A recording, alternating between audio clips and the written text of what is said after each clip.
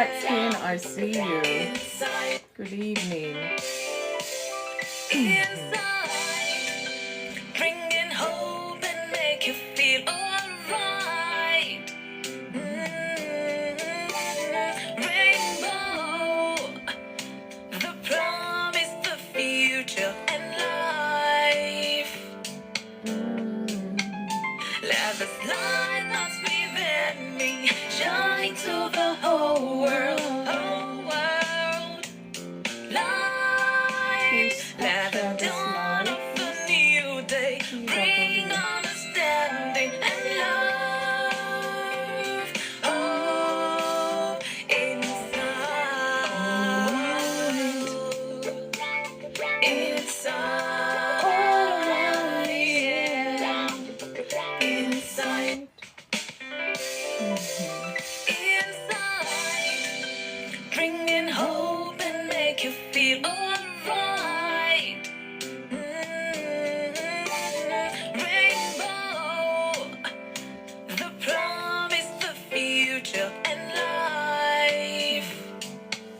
I see you, Balaji. Let Good the evening. light that's within me shine to the whole world, whole world. User 730410, I see you. Mr. Nice, I see you. Oh, inside, inside, yeah. Inside, inside, bringing hope and make you feel alright. Christine, I see you. Good evening. Rainbow, the promise, the future and life. Let the light that's within me shine to the whole world, whole world. Light, let the dawn of a new day bring understanding and love. I see you, see. Oh, inside, inside, yeah. Inside. Shay, good evening. I hope you are good. Ernestina, I see you. Amanis, I see you. Ohesem, I think. Big Dream, good evening. The promise, the future and life. Chanade, Let the light that's within you. me shine to the whole world, whole world. Light, let the dawn of a new day bring understanding and love. Is that Pastor Odette? Oh my goodness. Ohesem, Obasima, I see you. Oh my goodness, this name does not reflect to you at all, ma. Good evening, ma. I hope you are good. Happy Thursday. I missed the hangout today, but it is well. Francesca, good evening. I hope I trust it went well, ma. How is Pastor as well? How is everybody on the hangout? Wow, thank God. Zesty Party Shops, I see you. Good evening, good evening. Please help share this live.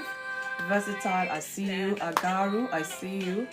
Help share this live today. Let's, have this talk. It's Thursday, by the ways, on Insight. Oh, next week. Okay, we're going to continue the same topic next week. Okay, why not? By the grace of God, fingers crossed, I should be able to make it. Maggie Sebe. Was it Maggie Sebe or Maggie Sebi? Hey, Lord have mercy. Good evening to you, Chancellor. I see you. Wow. I hope it was recorded. Maybe I'll listen back to the recording, so at least that way I can catch up. Bentrad, I see you. Price Lesson, I see you. Good evening, everyone. I'm just gonna wait one more minute and I'll go into my talk.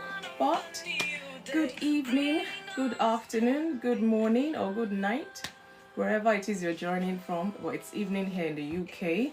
Good evening, welcome to Insight with FunmiRoyal. Lillian, I see you. Benga Olatunji, I see you. Okay, I think I can relate with this name now. Thank you so much, Pastor Odette. Thank you for being here. I hope your day has been good. And to everyone out there, I hope our day has been good, especially this week, or let me say this month. I can't believe it's running so fast. Oh, by the way, before I forget, a big shout out to my manager. Today is his birthday. Manager, if you're listening, happy birthday to you. I wish you long life, many happy returns. The Lord bless you, the Lord keep you. Even though my manager has abandoned me for a while now, but we're still in touch, very much in touch.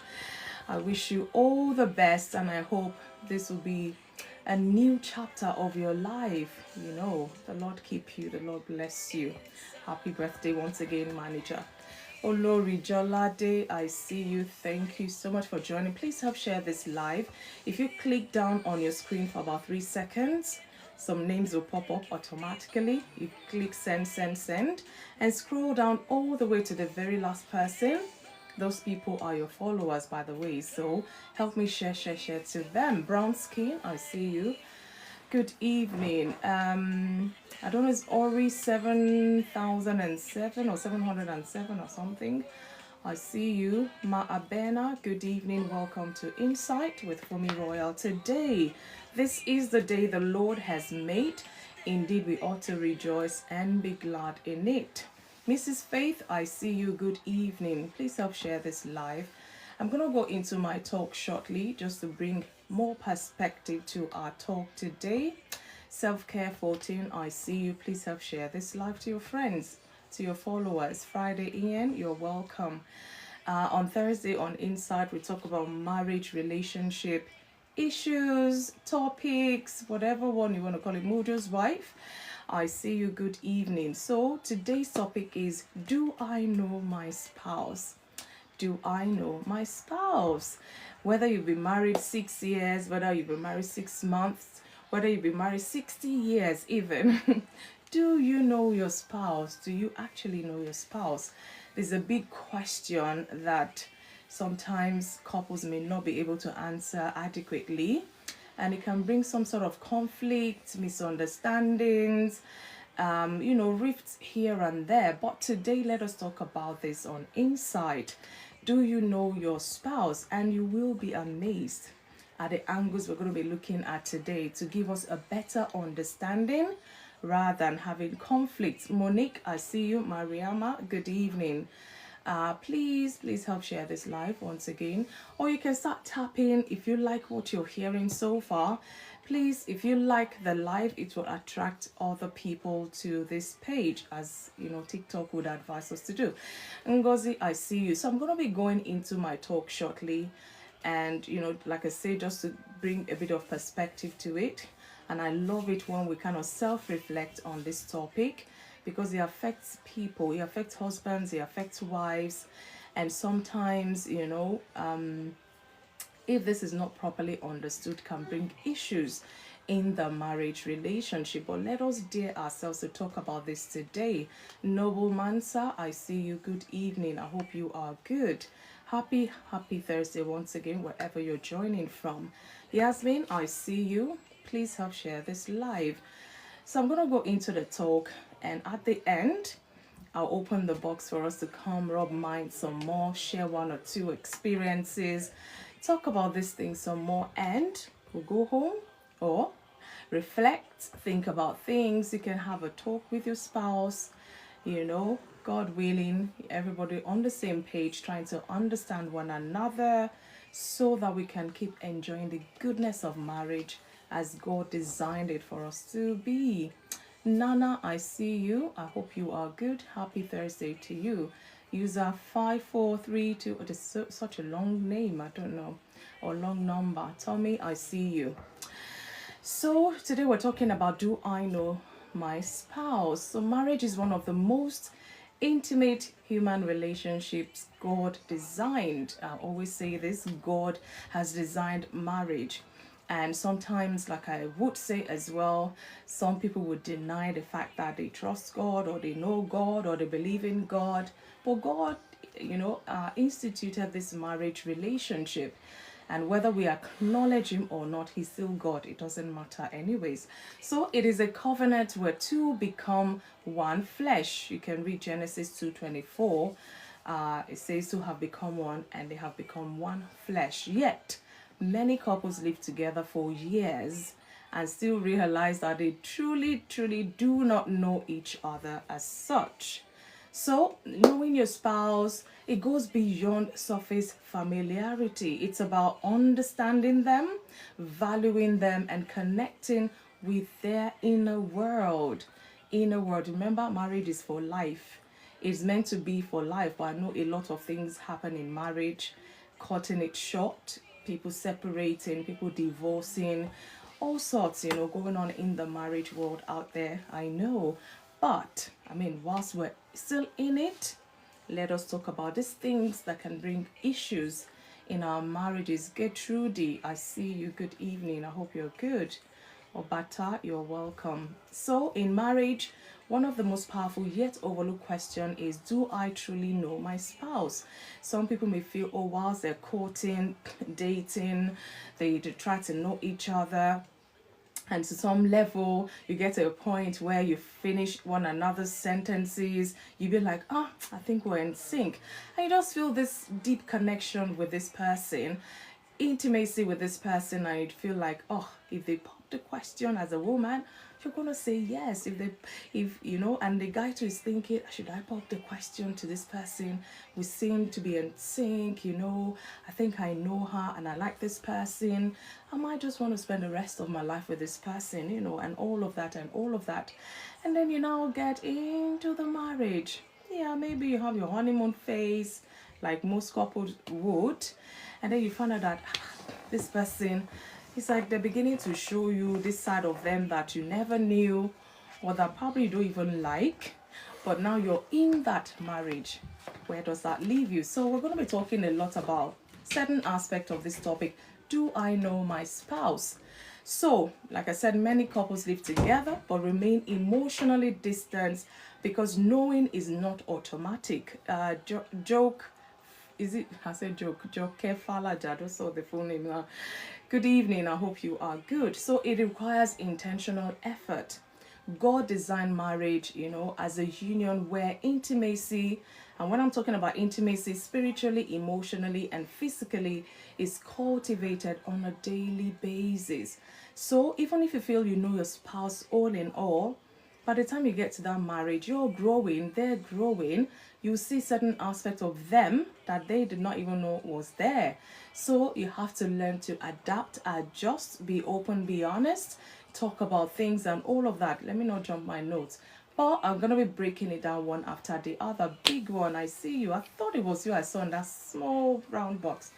All the same, good evening. I hope you are good. Adebinga Elder, my elder, good evening. You're welcome. So, what does it mean to know your spouse? What does it mean to know your spouse? And I'm saying this beyond facts. Knowing your spouse is not just about knowing their birthdays, their favorite food. Good evening, sir. I hope you are good. Happy Thursday to you and welcome. Welcome to Insight Today. Knowing about their favorite food, their clothes size, the best color, the whatever, birthdays, big, thank you, big one, thank you. So it's about knowing their fears, their dreams, love language, strength, weaknesses. All of these things is what it is to know one's spouse, and knowing your spouse emotionally, because I'm going to be breaking it down so that we can understand different aspects. Some people, they don't really pay attention to various aspects. They just feel, I know for me and I know for me and that's it. There's so many aspects of one spouse we ought to be in sync with, not just in terms of communication alone, not just in terms of loving them alone. There's so many aspects, and I'm going to mention as many that time will permit me today. So emotional knowledge means understanding your spouse's triggers, what triggers them, what gets them in, on edge, what makes them, yeah, what gets them on edge really, what stresses them out, their stress point and source of joy, what makes my spouse happy, what makes them joyful, and things like that. You need to be able to know about your spouse. Don't just feel, oh, at least I didn't forget their birthday, that's all it takes and that's it. No, it's beyond that. It requires active listening as well when you're talking about emotional knowledge, hearing not just words but the emotions behind the word. Your spouse may say something, but if you understand them truly, you know them truly, you will know that the plain English they're saying, whatever it is beyond those sentences. So you should be able to know them to that extent, that deep, because this person is your personal person for life. So active listening, hearing not just the words but the emotions behind the words they give. Again, you can ask open-ended questions, from your spouse, because you want to know them some more, whether you're in a married relationship already or you're just tying a knot or you've been 10 years. These are questions we need to kind of cultivate that habit. Mr. T, I see you. So marriage is not about your happiness, rather it's about knowing your roles in the marriage. It's part of it. That's part of it as well. So how did that make you feel? Because sometimes, certain, I don't know whether it's English language, I don't know, because if you don't ask appropriately or effectively, it can bring conflict.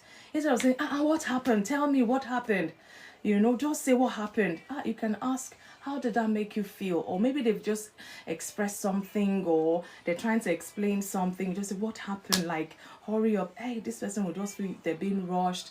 And this can bring some sort of misunderstanding. So we need to be careful that we're connecting emotionally with our spouses. And of course, that covers emotional intimacy as well. It involves that deep connection, observing them patiently and being intentional about entering into their world. So this is a call to knowledge about your spouse, empathy for and understanding the way they empathize, and of course their sensitivity nature. Do you know all of these things about your spouse? Do you know what makes them be sensitive? Or when your spouse is sensitive about whatever thing it is, can you tell? Because it just shows how well you know your spouse. Again, do you know your spouse spiritually? Because like I said, God is the creator of marriage. And if you want things to go well, even tough times will come, don't get me wrong, you have to consult the owner of that institution, God himself. So if you and your spouse cannot connect spiritually, of course it will bring one or two issues of life here and there. It's one thing dealing with issues of life, it's another thing now creating that within the two of you. So we need to be mindful. Your ability to know your roles and you are able to perform it perfectly. No, well, we're not perfect. We don't want to put too much pressure on anyone. At least perform it to the best to the best of your ability. Because if you're expecting perfection from your spouse, you're putting them on edge. You're just gonna, be looking for trouble, so to say. Nobody's perfect. You're not perfect. Your spouse is not perfect. At least you're trying to understand each other's imperfection so that you're both comfortable in that relationship. So, like I said, knowing your spouse spiritually. Some people, they connect intimately, they connect conversationally, they connect professionally. I want to say careerly. Don't mind me, professionally and all that. But spiritually, they just do not connect. Where does that leave them in that marriage? So spiritual knowledge includes understanding your spouse's faith journey, their struggles, and relationship with God, because it's very important. And know that even if spouses are believers, for example, they might not just be on the same level in terms of growth, in terms of their level of faith, belief, and all of that. So that can, if one is so high up there spiritually and the other person, doesn't even matter whether it's a man to the woman or the woman to the man, it can, bring some sort of rift between a husband and wife. You say, why is this person not studying the word? Why do they believe like the way you believe and all that? Let's be coming down like this. It's a journey, and you need to understand where they are at in their faith journey so that you can be there for them spiritually, because it matters a lot. Praying and studying the word together, this also will help to promote unity and spiritual intimacy. At least you know where they are at. Say, for example, you decide to read a portion of the Bible and you decide to, make conversation, talk about it, more like Bible study. And their understanding of that passage is nothing to do with the passage. And because you're more mature spiritually, you just talk them down like, no, that's not what that portion is saying. No, this and that. And your spouse would be like, excuse me, at least you started from somewhere to give me a chance to grow. Knowing our roles is more important than knowing each other, because our blessings is in our roles. You're saying the right thing, but how do I put it? Exclusively, so to say. Knowing our roles is as important as knowing each other. That is how I will put that statement, Mr. T. And not that I'm antagonizing, but I just want us to balance such talk so that, we don't, it's like living in a house but not building the house kind of a thing. So as much as you know your role, it's very important that we know each other. Otherwise, you know your role as a man, but you're not satisfying your wife or you're not satisfying your husband. It will bring some issues, and we don't want that. But all the same, thank you for your contribution. At least we're engaging, which is, one of the things we do here. So Ecclesiastes 4:12 says, though one may be overpowered by another, two can withstand him, and threefold cord is not quickly broken. Create space for couple devotion. It's important. I know life is busy, we get busy different times and all of that. One wakes up, one is asleep and all of that, but it's important that we find time to do this. Can go to church together, study the word together, like I said, have the Bible study together. I mean, if you go to the same church and your church have some activities during the week, you can attend this together and then afterward talk about it. Go for prayer walks as much as you can, or discuss, like I said, whatever topic in terms of spiritual journey together. Rome was not built in a day, so we need to be mindful that we're not loading our level of faith to where there's is concerned, because they might just still be growing. You may have been in your spiritual journey for the past 20 years and they've only been 3 years in their spiritual walk, and you expect them to start having that understanding of their faith like you do. So we need to be mindful so that our spouse will not feel like this person does not even know me and they're not helping me or things like that. Again, you need to know your spouse psychologically. This is very important. Wow. Personality differences affect how spouses process life. And if we don't know this about their personality, we'll have issues. There's so sport, I think. Good evening. I hope you're doing well. Dals, I see you. Treasured woman, I see you. Good evening. I hope you're good. So, for example, an introvert may recharge by solitude. They just want their space. They just want to be alone, while an extrovert may need social engagement, to get back on their A game or what have you.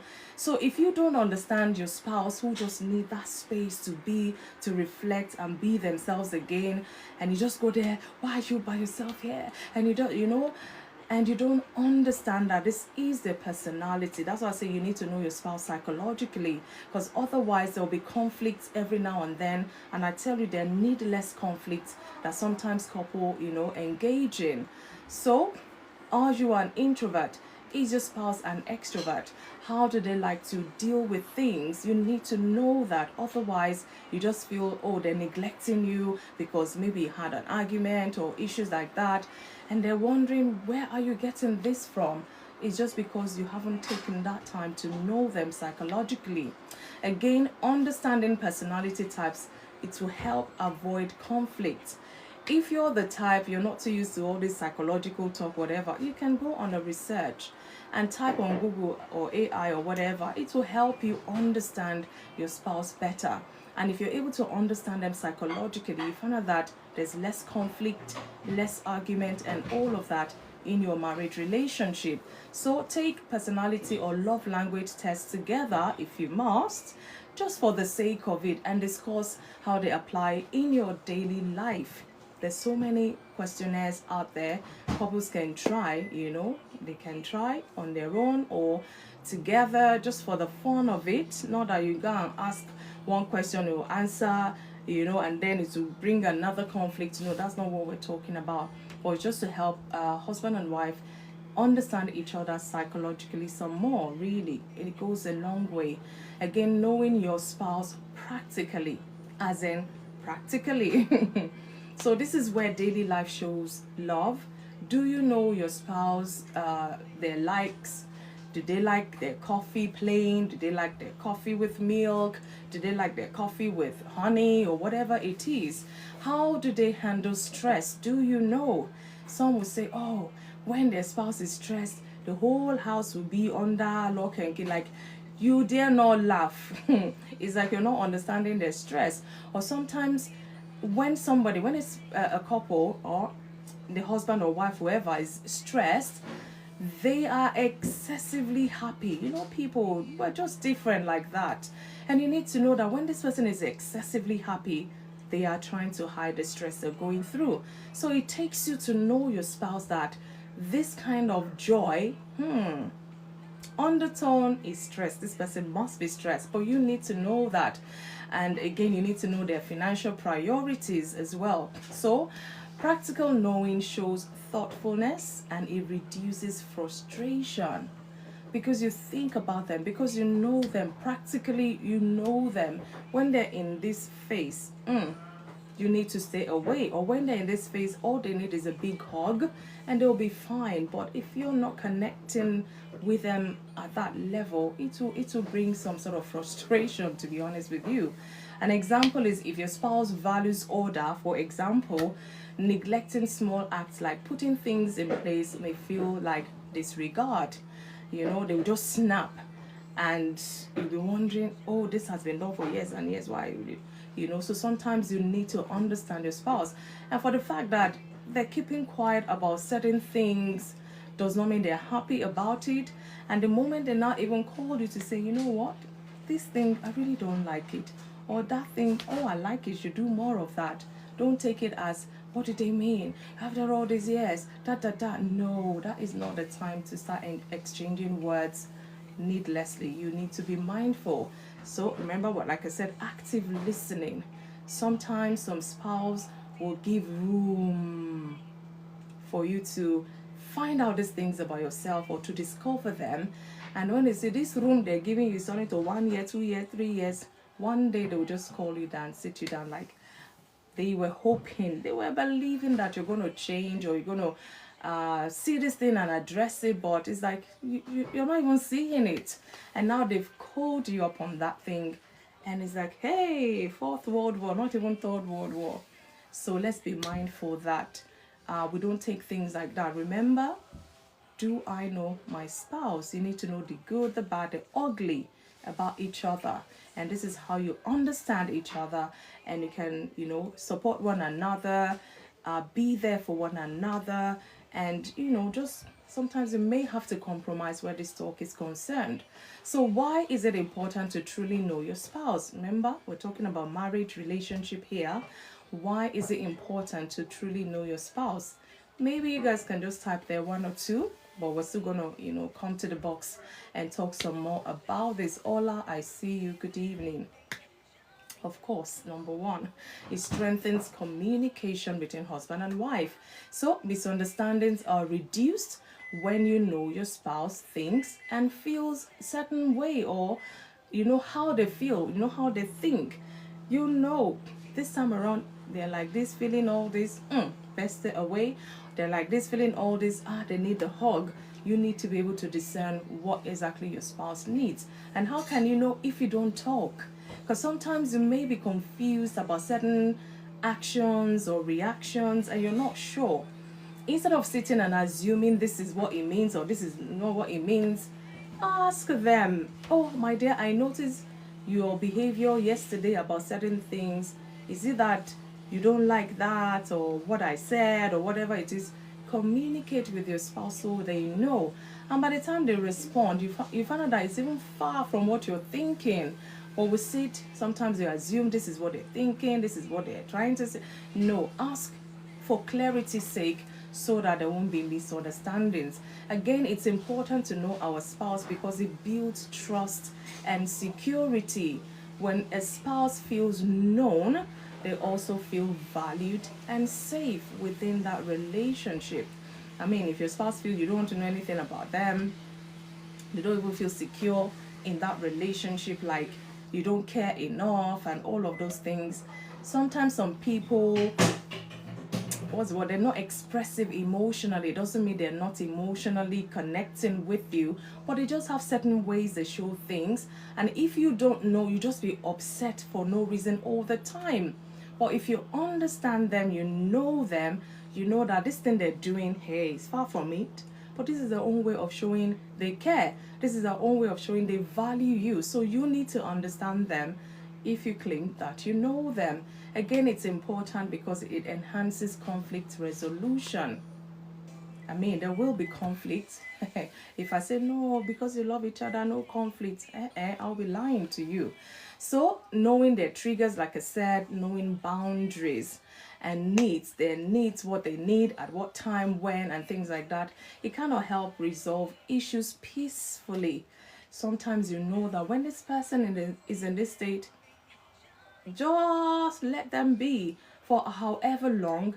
The most you can do is pray for them that they'll be okay, and sometimes you don't even expect it and they want to even talk with you, and then you're not even ready because it's not really their style, kind of a thing.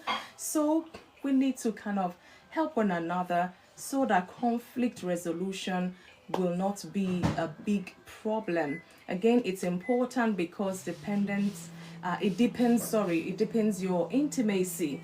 Knowing your spouse obviously would deepen that. Emotional knowledge opens the door to deeper physical and spiritual intimacy with your spouse. It's as simple as that. The more you get to know someone, the deeper you connect, the deeper you're able to talk. Even your conversation level would increase and all of those things, as long as it's genuine and honest. Again, it's important to know your spouse because this kind of reflects the love of Christ, just as Christ intimately knows his church. Marriage should reflect that closeness between a husband and wife. Like I said, a lot of things can affect that closeness, whether intentionally or unintentionally, whether ignorantly or intentionally. I said that, so we need to be mindful that we are not the cause of why our spouses feels you don't know them, or you don't know who they are as such, whether psychologically, emotionally, physically, or whatever. It's very important. Again, I'm going to have to go here because I like to balance this talk. Let's look at barriers that truly hinders, so to say, barriers to truly knowing your spouse. Because, like I say, I mean, we won't be talking about such if it was all good, perfect, like Mr. T was trying to suggest there. If we know that the moment people go into marriage is all hunky-dory, everything will be fine.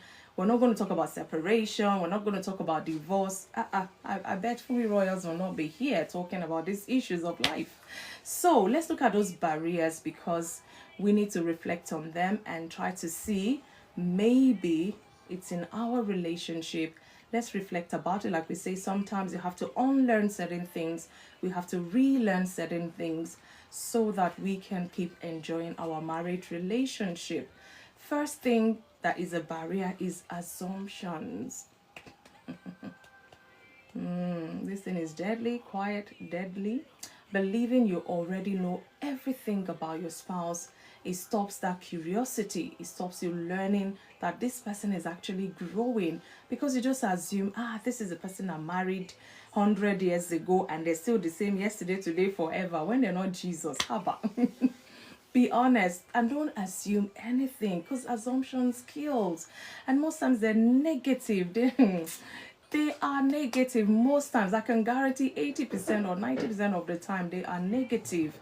Again, another barrier that I can mention is busyness of life, business with work, parenting, life's demands, can crowd out quality connection between you and your spouse. Of course, you want to take time, get to know them and all of that, but you find out that you're just not free about the same time. You're busy. They're busy. Even when you sit down to look at your schedule, you're just like, oh my goodness, for the next 2 months, there's no crossing path at all. So we need to be mindful, because a barrier to getting you to knowing your spouse some more. When you're so busy, they're busy, you're busy, everybody's busy. Who's taking time to know who? Even though you're in that marriage relationship. Again, poor communication is another barrier. Silence, defensiveness or lack of openness. It keeps partners like strangers, even in the same house. Thank you, 813. You need to be mindful if you're not communicating well. Like I say, sometimes you may have to go social media or technology, whatever. However, you can communicate with your spouse. Don't feel, we're in the same house, we're supposed to be talking, when that is not working or is not forthcoming. If you text them, in fact, some spouse will send email to one another, depending on their lifestyle, As long as you're still in that marriage, husband and wife together, whether you're busy or whatever it is, you still need to find time to communicate. Poor communication will be a barrier for you knowing your spouse truly. So we need to be mindful. Some people, where was it I saw this? I think there were 2 sets of couple and they were asking the same question and they had to answer. One couple at the end of the day, say they asked them 10 questions. One couple got like 9 out of 10 and the other couple like 1 out of 10. It was, so you can imagine how embarrassing that would be for them. Fine, people were laughing because of the kind of questions, but I bet when those other couple go home, the one with 1 out of 10, when they go home, they will almost fight each other, like, we've been together for this long and you could not even answer that simple question. And then I would say that other simple question they asked you, you two did not. Oh, imagine. Sometimes you might need to do such quizzes with our spouses and see how far we. There's this card. What is it called? I can't remember. There's so many out there that couples can actually try. And I'm not saying go and try it so you can fight each other. It's just to let you know that this aspect of my spouse, I need to know some more about it. Let's be positive minded when we're doing such, please. Again, another barrier is unresolved hurts. Like past wounds can create emotional walls that block deeper knowing. Because, as you are in that marriage, you're meant to keep knowing each other some more. But because they've hurt you, and fine, you may have gotten past it, but it's broken something and you're not emotionally connecting like you would, like normal, before. And this is kind of making you to almost feel like strangers even with one another. But a time will come that you'll have to resolve whatever hurt it is. If you have to sit down and talk again about it, pray for one another for complete healing and restoration. If you have to do that, why not? Because like I say, this marriage is for life, and whatever it takes to make it work such that both husband and wife are enjoying in that relationship the goodness of it, life will be easier, isn't it? Help yourselves talk about that unresolved hurt, because sometimes you may feel, your spouse feels they've been forgiven, is even forgotten, and yet you're still not really. You may have forgiven, but you're not forgetting, and each time you remember, it just brings up this wall. You need to be able to be bold enough to share that with your spouse and let them understand this is where you're at. Maybe another extra hug, another kiss, or whatever it is might just help you out of it. But when you don't talk about these things, how can they even know you some more? How can they even know that this thing is still hurting?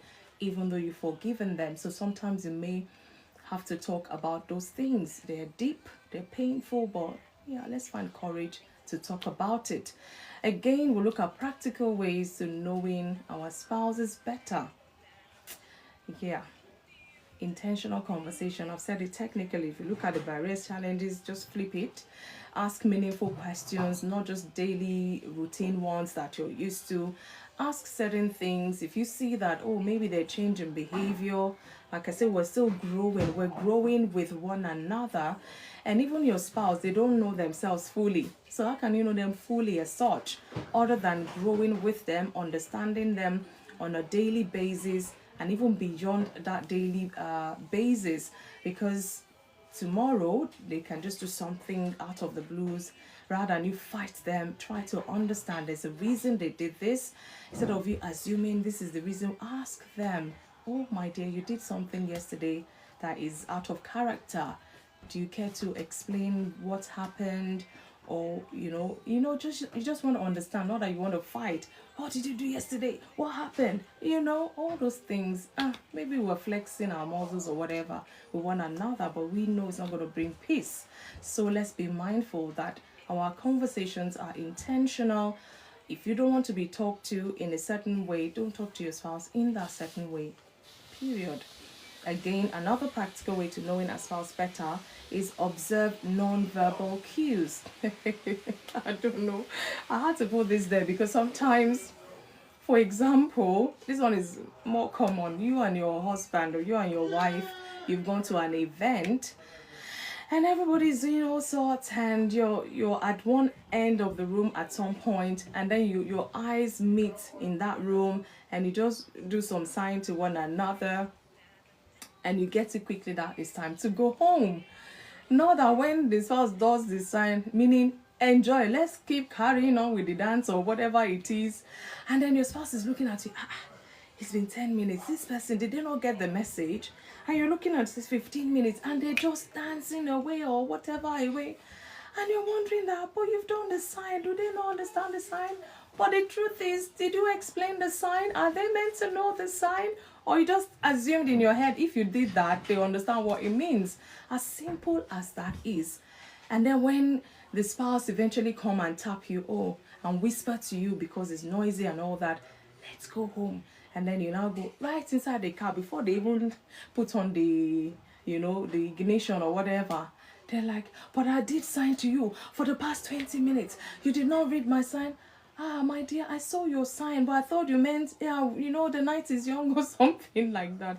Imagine the kind of conflict that can actually bring. I bet if they're not mature enough, they will fight all the way home and bring all sort of other issues. You know how couples do now, so we need to be mindful.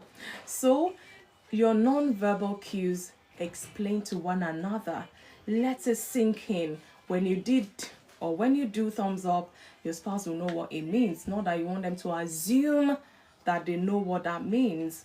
These are things husband and wife can do, When you're silent, they know what it means. Your body language, they can read you like a book. They know what every lifting of hands or whatever, they know what that means. Or if you've not taken time to know each other, know this body language, know the tones and all of that, there will be issues.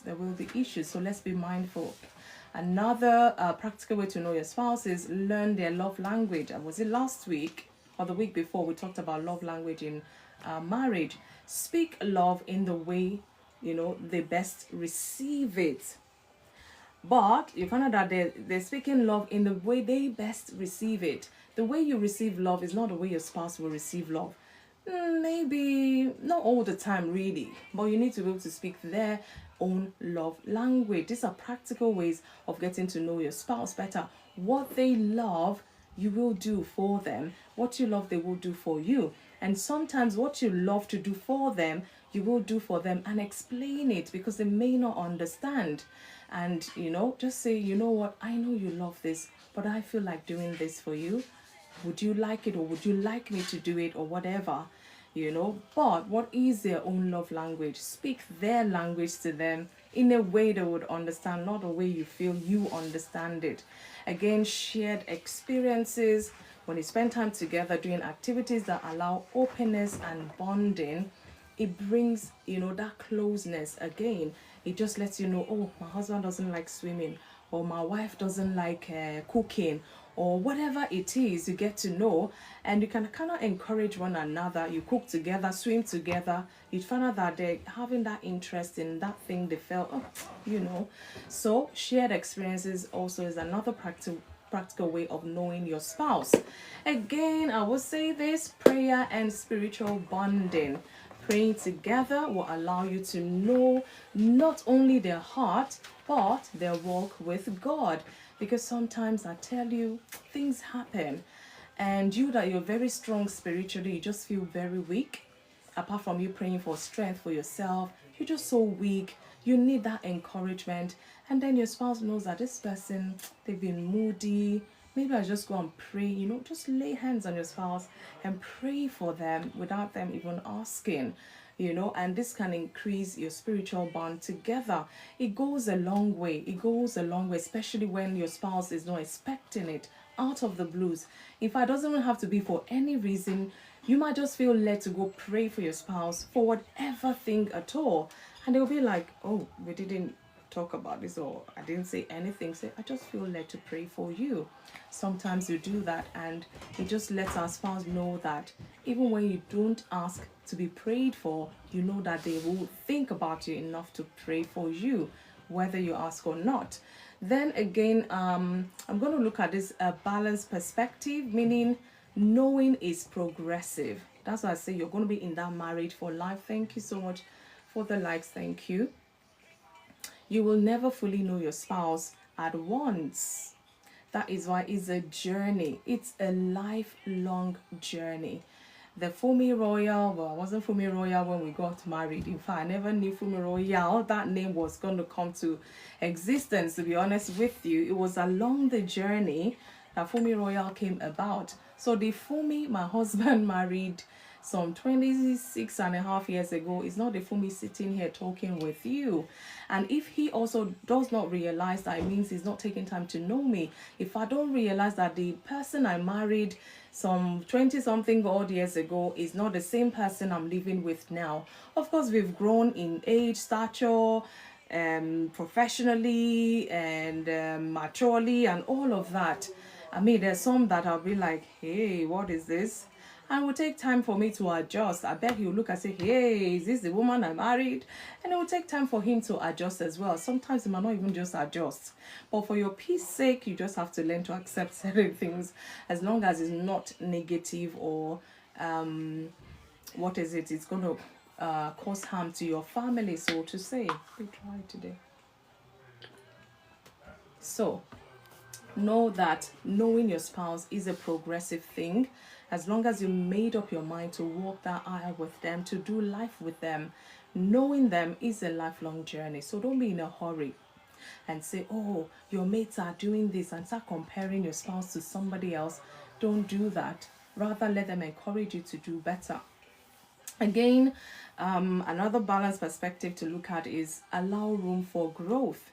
Your spouse will evolve over time, and knowing them means adjusting and learning afresh. Don't feel, I know you see finish, as my people will say. No, because they're growing. Even they themselves, they don't know the entirety of their life. They're growing. Their wants, their needs, their passion will grow into other bits, and all of they're still discovering life themselves. So don't just feel, oh, because I married you like this, you remain like this. No.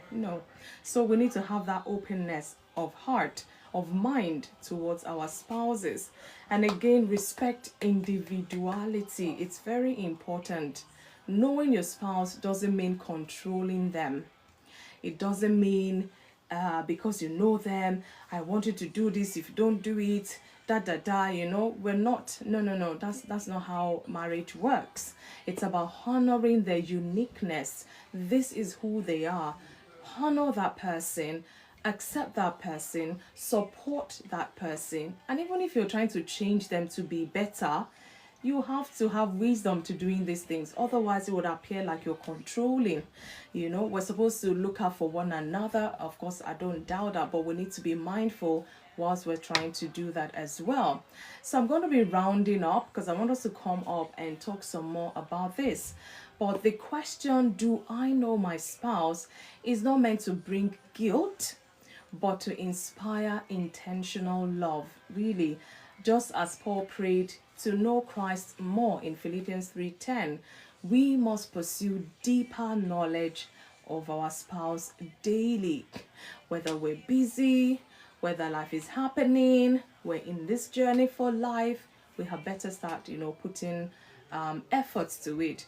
True knowing is not a one-time achievement, but a continuous investment that keeps the marriage alive, safe, and God-centered.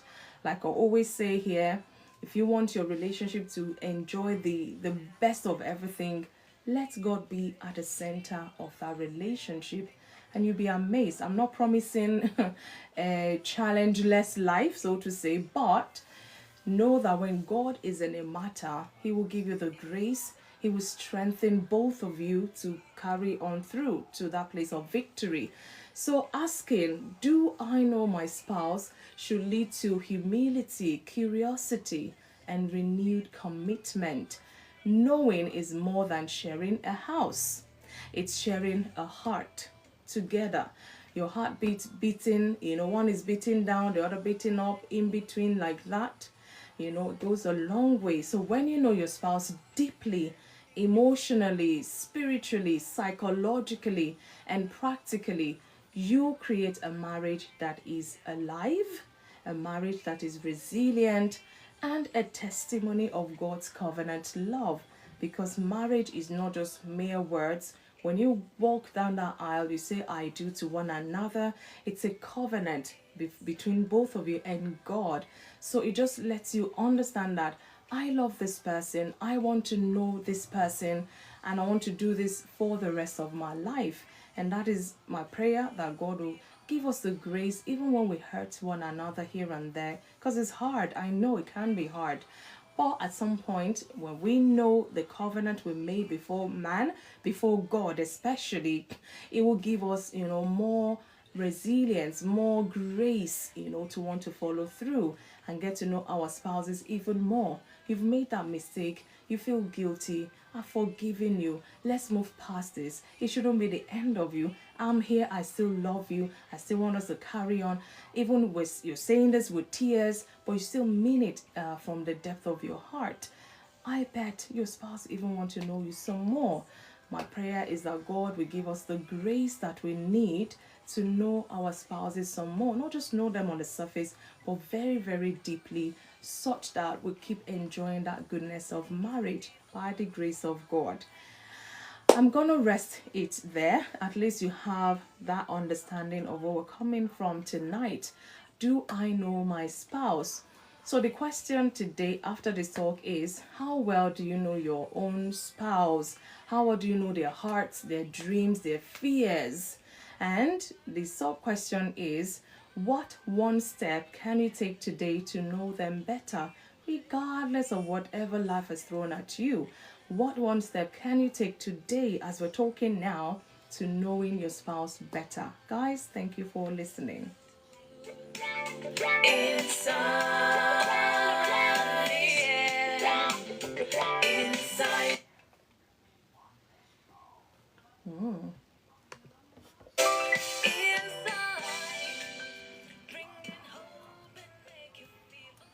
So that is the end of my talk. And I mean, if we sit down and reflect about it, how well do we know our spouses? How well do we know them? How well do they know us as well? Have you changed? Okay, Elder Adegbenga, if you say so, I'll be expecting you back, hopefully. Fingers crossed. Please don't be long, because I'm going to open the floor now. Let's talk some more about this. And like I asked, what one step can you take today to knowing your spouse better? How well do you think you know your spouse's hearts, dreams, and fears? Because if you can connect with them, on this level, it goes a long way, and it kind of builds trust for one another, security, safety in that marriage relationship. So guys, send me an invite and let us talk some more about this. Let's reflect some more, because this thing sometimes spouses may accuse one another. You don't even know me, you don't even know my this, you don't know my fears, you don't know this and that, and keep accusing one another. So let's stop with the accusation, and let's start knowing one another some more. And there are many examples one can give how it can actually lead to separation, and if care is not taken, leading to divorce, because some are just frustrated. I've tried to explain this to you, you don't even know this about me, even my best friend know this about me, you don't know this about me, I tried to tell you da, and it seems like are they no longer interested in you, what is going on? And then all this talk can aggravate into something bigger, and then things may get out of control, and be like, what, I'm just gonna go to my mom's for a week or two or something, and then after a week you're calling them, so when are you coming back? I still need time. Before 6 months, hey, God forbid bad thing. So I'm just trying to paint a picture. I just think, do you know your spouse is just a topic that is not that serious, but guys, it can be serious, that it can actually break up a home when one feels one is not known as well or as much by one spouse. So please send an invite. Let's talk about this. And if it's not serious enough, oh, Pastor, let me bring you up, ma'am. And yeah, I've given the talk. If that's all I've come here to do today, I want to believe one or two have listened. And with time, I'll upload the talk, on my page. You can come back and listen to it. All well and good. But how well do we know our spouses? How well do we know them? Do we know their dreams? Do we know their goals? What are they passionate about? What are their dreams? And then if you really feel, maybe I don't know them enough, okay, let's think together. What one step can we take to knowing them better? Because there's always a way out. It's one thing to know the way out, is another thing to even pursue that way out. Rita, I see you. A13, I hope you are good. Agnes, I see you as well. Good evening. Oh, thank you, A13. I see you, baritone. A13, I hope you are good. Pastor, okay. Doesn't want to come up. So, like I was saying, do you connect with your spouse psychologically? Do you connect with them emotionally? Do you have good conversations with your spouse? All of these things are things you will do that you get to know your spouse better. Imagine if you got married in your mid-20s or 30s, and then you're still going to be married for another 40 years. You think you've known all of them, all of their personality and all of that. Thank you so much for the heart to me. Let's see. Who's that? Oh. Okay. Thank you, A13. Thank you, baritone. So these things they're very important.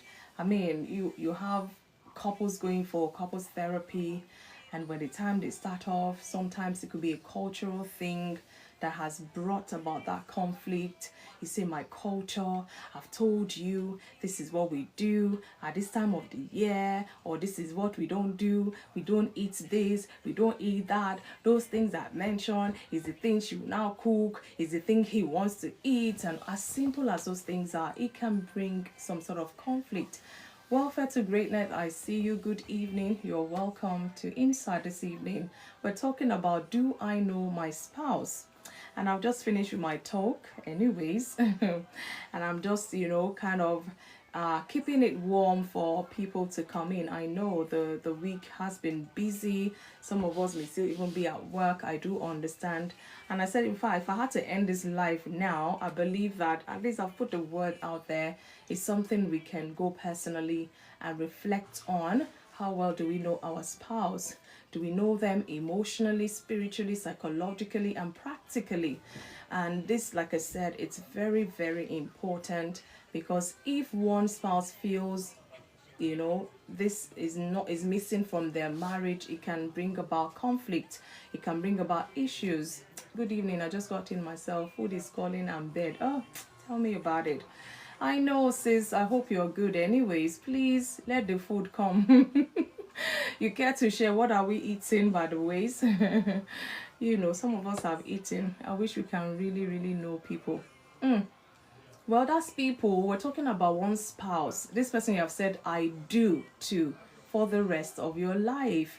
What are we doing to knowing them more, to knowing them better? Do we know their dreams? Do we know their fears? Do we know their goals? Do we know what they're passionate about? Can we answer certain questions on behalf of our spouse? And then they'll say, well done. This woman, this man really knows me. Or they'll be like, all of those things you said, it's not me, oh. And then you'll be wondering, you thought you are like 100% on them. And you find out that, oh my God, like I said, there's some quiz you can take. Go online and search for those couples kind of quiz. You'll be amazed. I gave an example of this couple games. And people were laughing. Out of 10, there were two couples. Out of 10, one couple, they scored 9 over 10, and the other couple scored 1 over 10. You can imagine how the evening went for both couples, you know. So there's certain questions we could questionnaires we can attempt together, really. But attempting it, you have to be mindful. It's not like you're looking for trouble or looking for an argument, but rather it's just to get to let you know your spouse better rather than fighting one another. There's some things that your spouse may feel is common. Even anybody can say this about me, but they now said it, and you're like, really? You? This?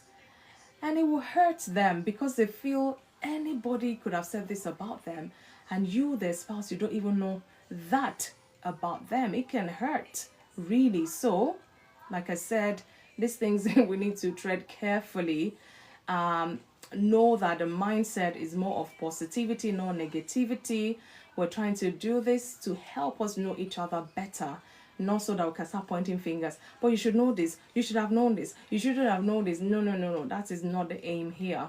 But all the same, like I asked after the talk is, how well do you think you know your spouse's heart, their dreams and fears? You might not know people because they're people, but this person, you live with them, you sleep with them, you wake with them, you do life with them. I mean, to a level you ought to know them. Find both husband and wife are still growing in that relationship. I get it, but there's certain things we ought to know about one another, and you know, otherwise there'll be trouble. There'll be trouble, you know. So God helping us really. And then again, what one step can you take today to know them better? There's more than one step, but I just said, you know what, at least mention one. If that's the case with you, even if you feel you know all in all about your spouse, like I say, everyone is still growing, they're still developing, they're picking stuff, choosing stuff, leaving stuff, adding values, removing values, picking up principles and all of that.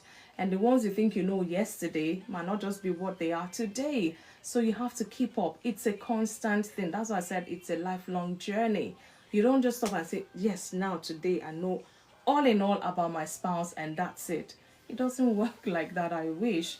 You find out that the people who have been married and they're in their 60s, 70s, they will tell you one thing they discovered yesterday about their spouse that they've never known all these years. So it just simply means you have to get to know each other every single day.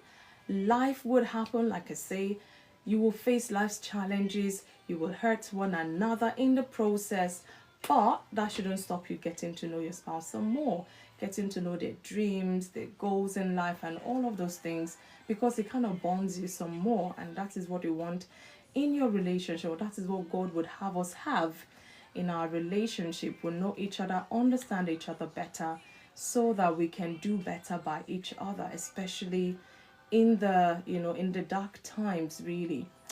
People, even spouses, time does help with intentionality, but also a degree of openness from the other, of course. Some, you know, all these things will have to go way back to their childhood days, their personality traits as well. Like I mentioned, introvert, extrovert, and you know, those things, if you don't understand how an introvert works, especially when they're not happy or when they're happy or when they're sad and things like that, if you don't understand their personality, you just think they're fighting you for no reason. And that's why I say you really need to know your spouse. People. I'm not married to people. I'm sure you're not married to people. When you're talking about people, that's the intentionality will not be as much as your spouse. You know that. So today we're talking. It's not individual talk today, sis. It's about couples. We need to know each other. Even my siblings, yeah, the way they know me, yeah, my husband should know me better than they know me. That's just how it's supposed to be. I grew up with my siblings. Of course, they know me, how I sleep, how I snore, how I eat, and all of those things. Yeah. And in the process, meeting your spouse, they get to know you, how you sleep, how you eat, how you snore, and all of that. But you're going to be intimate with your spouse. Your siblings can never be intimate with you. So there is a level that your spouse would grow with you that your siblings can never ever ever get there. So even with other people, you can have a very good friend, but it cannot be like your spouse. Really, there's certain things that your best friend may know, your whoever may know, but your spouse would know much more than any other person, and that's how I believe is meant to be. But you and I know that that is not always the case. Whatever has happened, whatever challenges, whatever background we're bringing into that relationship, whatever bad experiences, good experiences, ugly experiences, can hinder us from truly knowing our spouse. Some may say, oh, I gave my whole heart to this first person, maybe their first love, for example, and they poured everything they had, and this person just, tossed them like that. And now they found somebody else they love, but they're holding back because no, they don't want to be treated that way again. Mama, I see you. So there's so many reasons why people may not want to open up to be known or open up to knowing their spouse. Is it justified? I don't know. Maybe before God, I don't know. But is that what God will have us do in that marriage? You say yes, I do to this person, and then once they say I do, you're living together, and that's the end. You're not interested in their daily living. You're not interested in their passion. You're not interested in their dreams, even their fears. Like I say, where does that leave them with you in that relationship? It would just seem like, oh, you tricked me. I thought you cared about me. I thought you da. It would just bring all sorts. And of course, you're supposed to be enjoying that marriage. But this is the kind of conflict you're faced with almost every day. And then conversation becomes hard. And, doing life becomes even harder. And then where does that leave you? And in the long run, if things are not properly dealt with, you just find out that I'm tired of this. I just want to go. I'll go to my parents for a few months or a few weeks or a few days, they might say. And then they'll go, and the way you start thinking all sorts. Did I make the right choice? Have I made a mistake of my life? And you start thinking and thinking. God help you that they don't even call to say, how are you? I hope you're good. Oh my goodness. You can imagine how these things can easily escalate into major, major things. But like I say, we're meant to know this person. Every single day we live and breathe, we're supposed to know more and more about them on a daily basis. Fine, some people will hide themselves or whatever. Maybe their motive for marrying you is even wrong in the first place, and they don't even want to open up. They don't want you to find out the true them through them, so to say, because they're putting up a front and they have hidden agenda. I get it. Of course, that can also happen. Susan, I see you. Good evening. I'm still here talking because I try to bring up people, one or two that they're not coming up. So I just have to keep the life going. And if I'm here by myself till 1:30, I will just end the live. Like I said, I've done justice to my talk, and I'll repost at some point, maybe in another next week or thereabout. I still have backlog. I even need to download even. But I know it's fine. I know it's a work day. Even I came back a bit late. Even my other program I couldn't attend. Good evening. So that's why I just keeping it going, still highlighting one or two points, because sometimes you might feel, knowing my spouse, yeah, I know them, and it's all good. But then, do you know them? Not just knowing them, do you know them?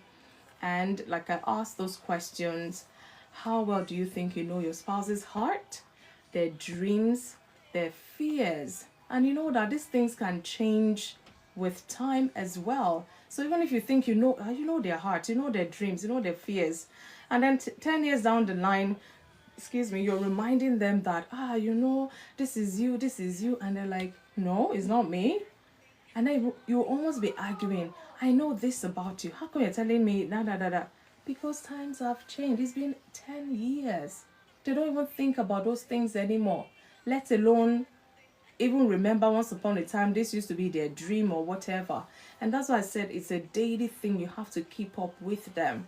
Sometimes you find out something new and you're still trying to catch up with this newness with them, and then bam, another thing, they've even dropped that new, and you're almost confused. You have to keep up, really, because like I said, you're still evolving individually. You're evolving, and that's why you have to keep up knowing one another as you grow together. Know their dreams, when it's changed, when it's been improved, their fears, maybe no longer their fears, who knows, life has taught them one or two lessons, and now they're more mature, they're wiser, you know, and their fears once upon a time is no longer their fears anymore. But you still think, this is my spouse's fear, or this, and they're wondering. They've shifted long time ago. So we need to keep up with one another in this life's journey called marriage. So again, I'm gonna try. We have, yeah, okay, I'll leave the time. Mr. T, I really wanted to come up and share thoughts because you were giving some submissions there. Let us, I don't want to say let us argue, but let us discuss. Yeah, that's the word. Let's discuss some more, because these things affect marriage, whether we see it or not, whether we know it or not. It can. Susan, good evening. Hey, everybody just coming back from work. It is well. You're the first person in the box today, so maybe you be the first to talk if you can, because I know you said you just got back from work. Let's see. Or maybe Mr. T will bail you out. Oh, it dropped off. Please, TikTok, do not do this today. So guys, welcome in to Inside with FunmiRoyal. Today, Thursday, the day the Lord has made. Indeed, we ought to rejoice and be glad in it. And for the last 40-50 minutes, I've been talking about this topic. Do I know my spouse? Do you know your spouse? Sharon, good evening. It's a late night today. I hope we're going to finish on time as well, so that at least everybody can go to bed early. And I thank you all so much for the support for this community. Thank you so much. I really appreciate every single one that is part of this community. Good evening, Sharon. We missed you last week. It was a Monday. I hope you're good.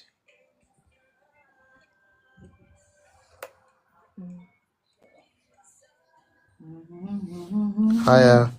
Good evening. Good evening. How are you? So. I would have said tired, but I had a power nap. You know, power nap. Whether it was for 15 minutes, only God knows. Good. Thank you for the heart me. But It helps. yeah, we thank God. It always does. We don't have a choice, really, do we? And this is grace, and strength is our strength as well. So thank God. Amen. I see you're just coming in as well, yeah? Yes. Well, I mean, the topic is quite simple, but Yeah. I got like the last 10 minutes, I think. I'd finished my talk even like 10 to 9, but I mean, barely anyone was there, you know, that is part of this community to bring in. So I just had to go over one or two things again, and at least thank God you picked one or two as well. So this is the topic we're looking at today. And as simple as it is, it can bring issues in marriage, you know. And maybe I'll just throw the question out there again. Two questions really today. How well do you think you know your spouse's heart, their dreams, their fears? Considering that you've been married for some time, has it changed their dreams, their fears? Has it changed as well? Do you even know if it's changed or not? So that's number one question. And the second question is, What one step can you take today to know them better? Because it's supposed to reflect and do better. I mean, that's why we're here on Insight. So you can start with either of those questions, or whatever comes to mind about this topic you want to share with us, please feel free. So I'll start with you because I think Susan, she said she just got back from work. So just give her a few minutes to settle in so we can start. And thank you, Baritone. Good evening as well. Let's see. I thought I saw Debbie.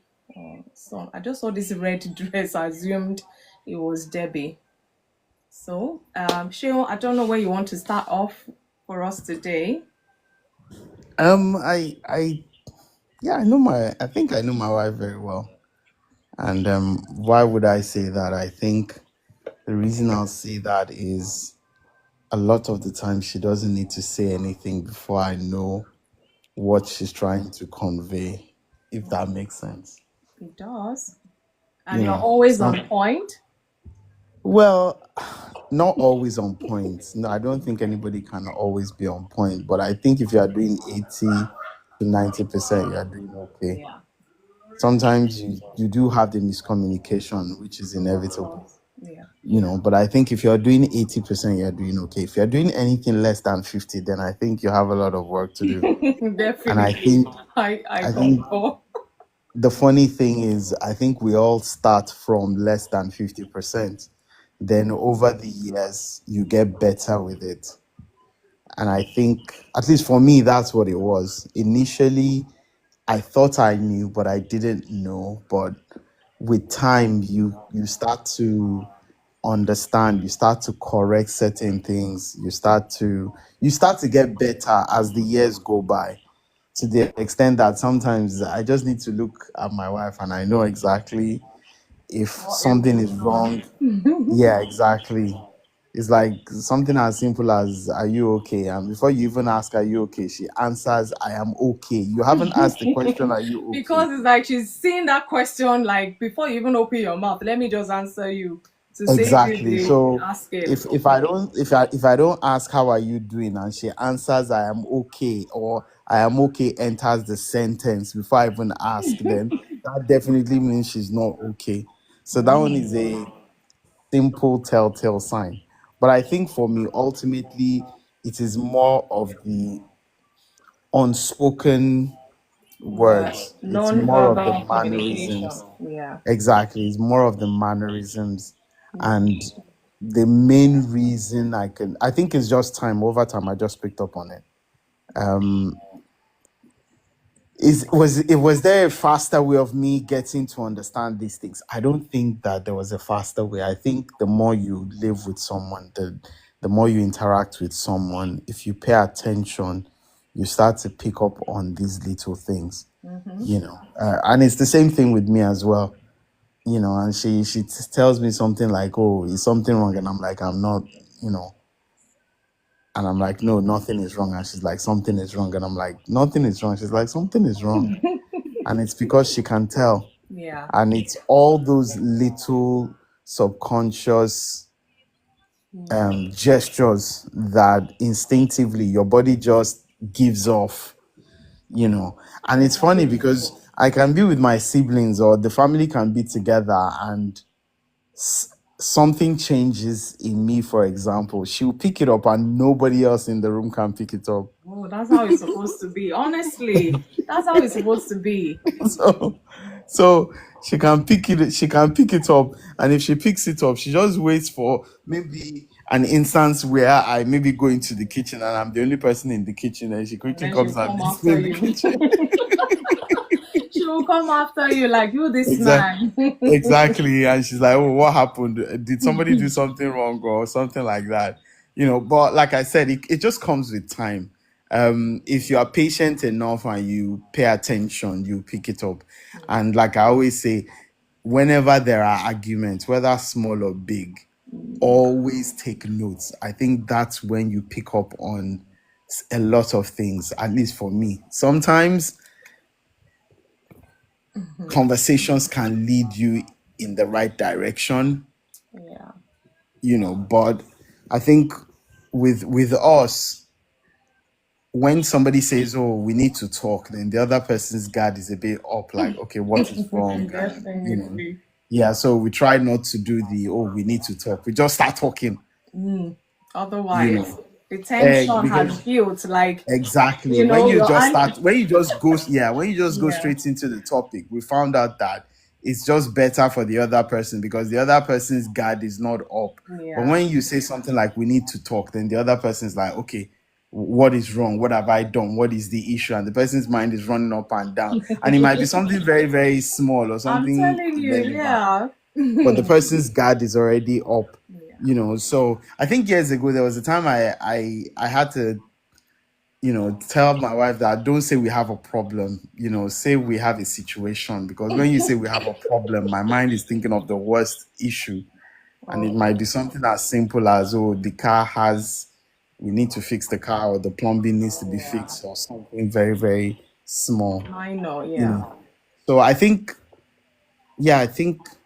for the first question, that's my very short take on it. So before you take the second question, I want to ask you, so is it the same person you married however many years ago that is still in your house right now? No. Oh, really? Definitely not. And Okay. it's the same thing for her. And I think I've mentioned this in the past that one of the biggest issues with couples and marriage is, as the person you got married to is not the person that you're going to be living with 5 years, and it's not going to be the same person that you're going to be living with in 10 years, because people change, people mature, people learn, life plays a role, people develop, Yeah. people continue to get better or worse depending on who you're with. Life, throws you into the school of hard knocks. And it's just a case of both parties trying to manage the situation, Yeah. manage their development, but at the same time letting the other person know that I am changing as a result of life, and you need to understand that as well, if that makes sense. Yeah. And I think ultimately, I think that's going to happen till the end of time. Things will continue to change because if I use my mom as an example, my mom that I interact with now is not the same mom that I was interacting with when she was 35 and she used to take us to primary school. Now there's a lot more, she's a lot more measured, she's less aggressive, she's a Oh. lot more understanding, and I think that comes with the age. And I think that applies to everybody. The older you get, you will change, and your partner needs to understand that, accept that, and your partner will change. And you Exactly. know I was going to say they're changing as well, yeah, not yeah. just you. Yeah. And family does that to both parties as well. I mean, children, extended families, and siblings. So definitely not the same person. And there are different things in the couple's life that kind of sometimes force this change. For example, when you have your first child, it changes the dynamics of both of you completely. Yeah. Yeah. And you need to understand that, even though it, for me, came as a shock, but Welfare there to is really not greatness, to much. wealth. I keep saying greatness. Say size changes too. Exactly. Well, size changes. Yeah, well, true. So yeah, Okay. I think that's it. And as the children mature as well, the dynamics of the house changes as well. And you have to both continually adapt to these changes for the betterment of the home. Indeed. Otherwise, there will be conflict. I think even through the changes, there will be conflict. You just have to manage the conflict. Yeah, The true. conflicts are inevitable. You can't be perfect, neither can she be perfect. And if both of you are perfect, life is going to throw you a curveball, whether you like it or not. So it's a case of just managing it. But I completely agree with that notion that definitely both parties change the older they get. Yeah, true. Very true. Debbie Gazim, I see you. So, what one step can you take today to know her better? Jeez. What step can I I take? hope I hope she's listening. She's listening. She's laughing here. Oh, look at that. Oh. She's laughing here. She didn't expect that kind of question. Now I feel like I'm doing an exam.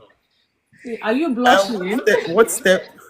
What step can I take? Just the one step. I know there are many, but I mean, thank you, Other Debbie. I think to listen more, I guess. I do listen, but sometimes I turn off, and it's not Can you it's tell me the expression on her face right now?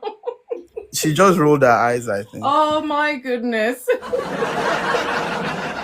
So because I have this habit, and it's a habit, and I do maybe I need to look Repent. into.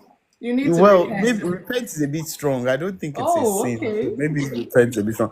But I have this thing of and it's not just how, when somebody starts talking in the first, I don't want to say in the first sentence or in the first two sentences, You can tell. my brain puts that conversation into this is very, very serious, or this is not urgent or serious, Oh, okay. which can be good. I think it's just a So that subconscious that way may of tend me. to impact how you listen to the rest of the Yes, talk. Oh, exactly.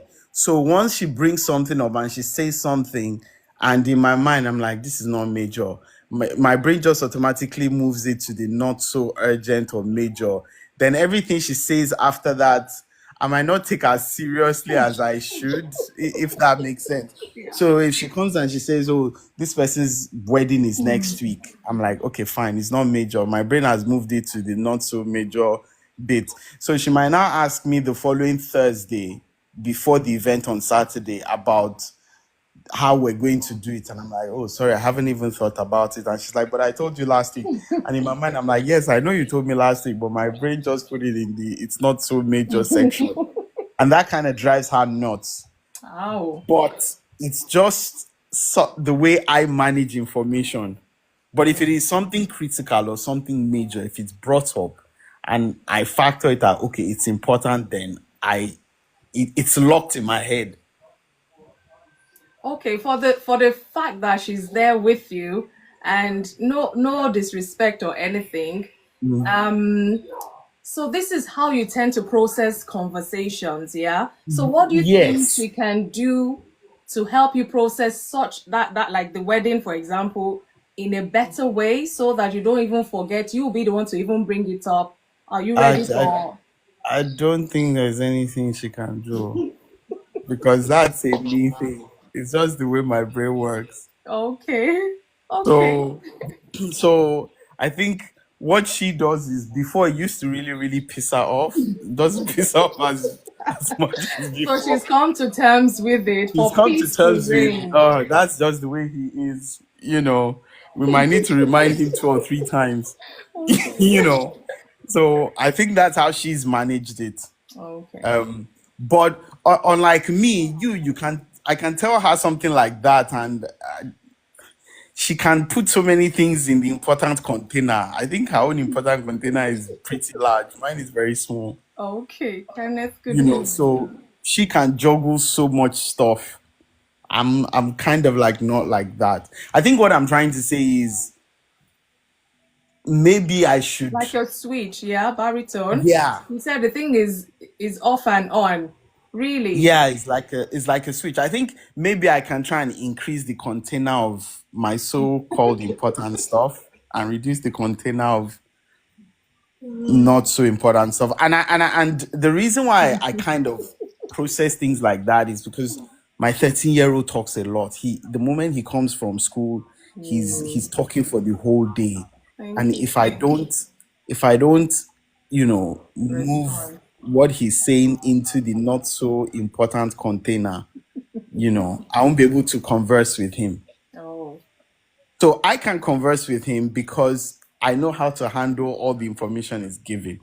My wife, she throws a fit because everything she's saying, she's putting it in the important container and it's getting I guess filled. that's what makes She's us now different, men to women or man to exactly. woman. She's now going nuts that, dude, can you stop talking? And I'm trying to tell her that it's just the way he talks. But I think it's because she's trying to assimilate everything he's saying, Mm, as opposed to me that I know how to compartmentalize that. It's yeah. Deji talking. Listen to him, but don't put everything in the important container. Exactly. Mm. So I think that's it. Listening more. You know, there's a Yeah. difference between hearing and listening. Yes. Uh-huh. So when you listen more, life in that marriage will be good. But when you just hear for hearing's sake, and especially when you hear something, you're meant to take action, and you just hear, you did not listen. Hey, God help Yes. you. Yes. So in if we use your listen and hearing analogy, I need to increase the size of my listening container. God help you. Amen. And maybe reduce the size of my hearing, Mila, I see. if that Okay. makes sense. Okay. What is it now? The word of God says, "Once have I spoken, twice have you heard." I think Wow. you should cultivate that. Really. I'll be the first person to put my hands up and say that's something I need to work on. Okay. Thank God and thank you. Thank you for sharing. Thank you. Wow, interesting. Susan, I don't know if you're ready to speak before I go to baritone, or are you still settling down? Debbie, where are you? Okay. No, Good it's because I evening. want to sleep. Good evening. Let's let you talk before you sleep, I'm please. telling you, if I doze off. Good Thank you for evening, joining. I do appreciate it. I know. Hey, what's the question? Oh, I was carried away by what Sean was saying. Okay. The question, well, the topic is, do I know my spouse? And the No. first question, you don't know him. You're funny. You don't know him. Eh? I'll go and tell brother Happy. Oh, you know I was there at your wedding. Eh? He's here, he's listening to. Oh, he's listening. Oh, it's even good that your spouses are here. So the first question is, how well do you think you know your spouse's heart, dreams, and fears? Oh, do I know my I spouse? bet he's sitting up to listen now. The funny thing is doing his own thing on his phone Oh, too. okay. I had to give him earpiece to close his ears. Oh my goodness. I'll send the recording of this to him later. Well, sometimes we think we know our spouses, but truly we don't know them. Like Elder Sheun said, you have to live with someone to know the person, Yeah.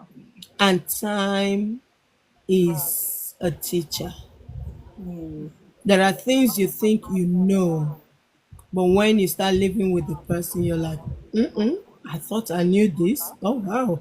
A lot of things will just change. You'll be like Hollywood. All the Nollywood has gone off now. And you're now in Hollywood. You're like, You're not in real life. No more honeymoon phase. Yeah. because that's why I tell most, all these other African countries, apart from Nigerians, that they just feel all Nigerians are money spenders. I tell them, you live in Nollywood. When you come into Hollywood, you know how far. In fact, it's true. It's true. So, but then at least while you're cutting, you're doing all those things, obviously you will discuss, you will talk a lot of things, and action, they say, speaks louder than voice. Right. So Yes. by the time you start living with the person, there are some things they will do. You're like, it joggles your memory back to what you have discussed. And if it's derailing to the wrong side of the road, you're like, but that's not what we talked about. Yeah. Obviously, things change, time changes. Maybe they feel, oh, something, let's adjust this, and then you talk more. Yeah. So, do you know your spouse? You don't, even yourself, you don't trust yourself, you don't know yourself. Let alone No, somebody somebody else. else that you did not grow up together, different background, different, different place, you just met, and How many years? Even if you've lived 100 years together, you still will not know them because there's still Well, one the thing that will totality change. of them, yeah. Ah, even twins that grew up in the same womb, they still don't know themselves. Siblings don't know themselves. So, do I know my spouse? I will tell you no. But do we have visions and all that? Of course, yes. Okay. Because we have discussed, time has changed, and we're working together as a team to achieve something good. So that's the first one. And what's the second one? So the second question is, what one step can you take today to know them better? Attention. Just pay Oh. attention. When you pay attention, I love me. My attention is so detailed. So even when you smile, I know what that smile is talking about.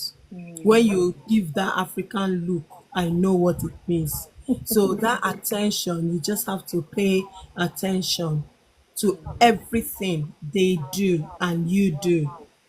Anything you do, just pay attention. The way you converse. Like me, sometimes when I say some things, you be like, but you not tell me now, sir, you do selective hearing. A lot of us do that. So A lot you of us are choose the one guilty. that you want to hear. People like Shehu that has a big box and small box. You do selective hearing, put some in the bigger box, put some in the small one, and sieve. So I said, oh, you do selective hearing, but I told you this.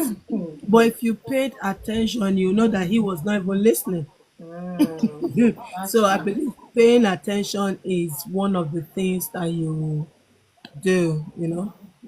Okay. I All don't want right. to I don't want us to elongate this talk because time Yeah. is we Yeah. have how many people on the box. So It's just keep it short okay. and nice so Yeah. that we Thank don't slip off. No, it's okay. Thank you so much, Susan.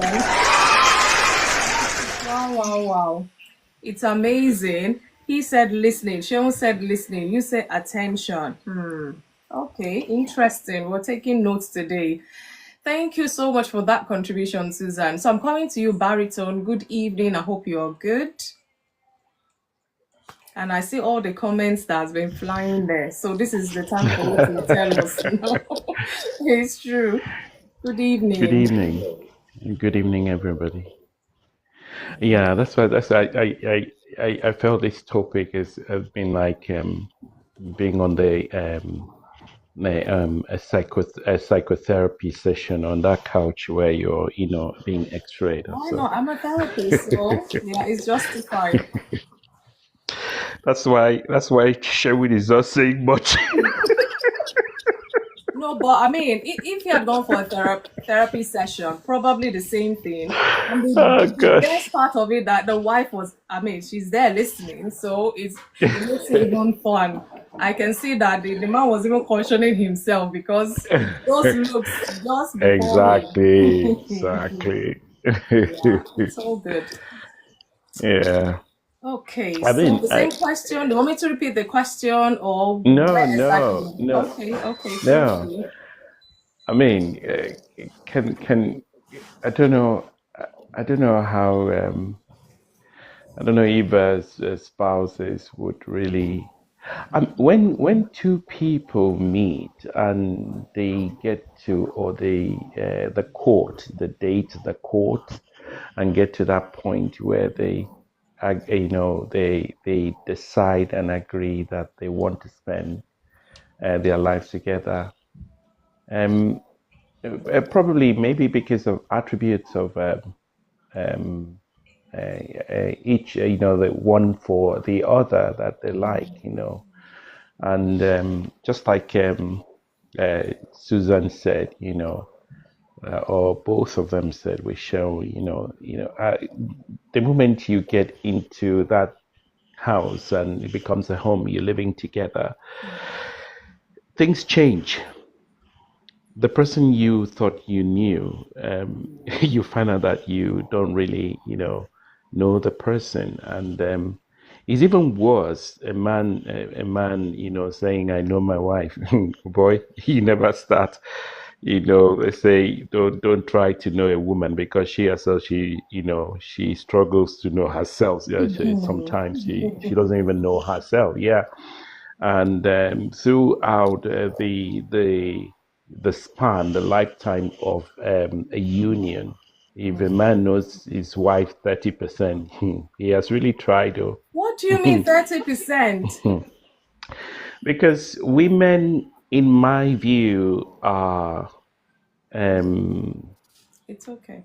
they're just women are just a different kind of a set of beings because of how they were created. Well, women are mysterious. Women are created in a mysterious way because you say you know a woman, you've not started. You haven't started.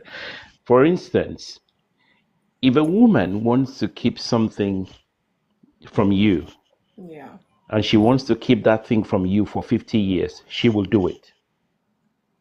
She will do it. And the day she decides to tell you, she tells you 1%, and you start blabbing, thinking she's told you everything. You understand?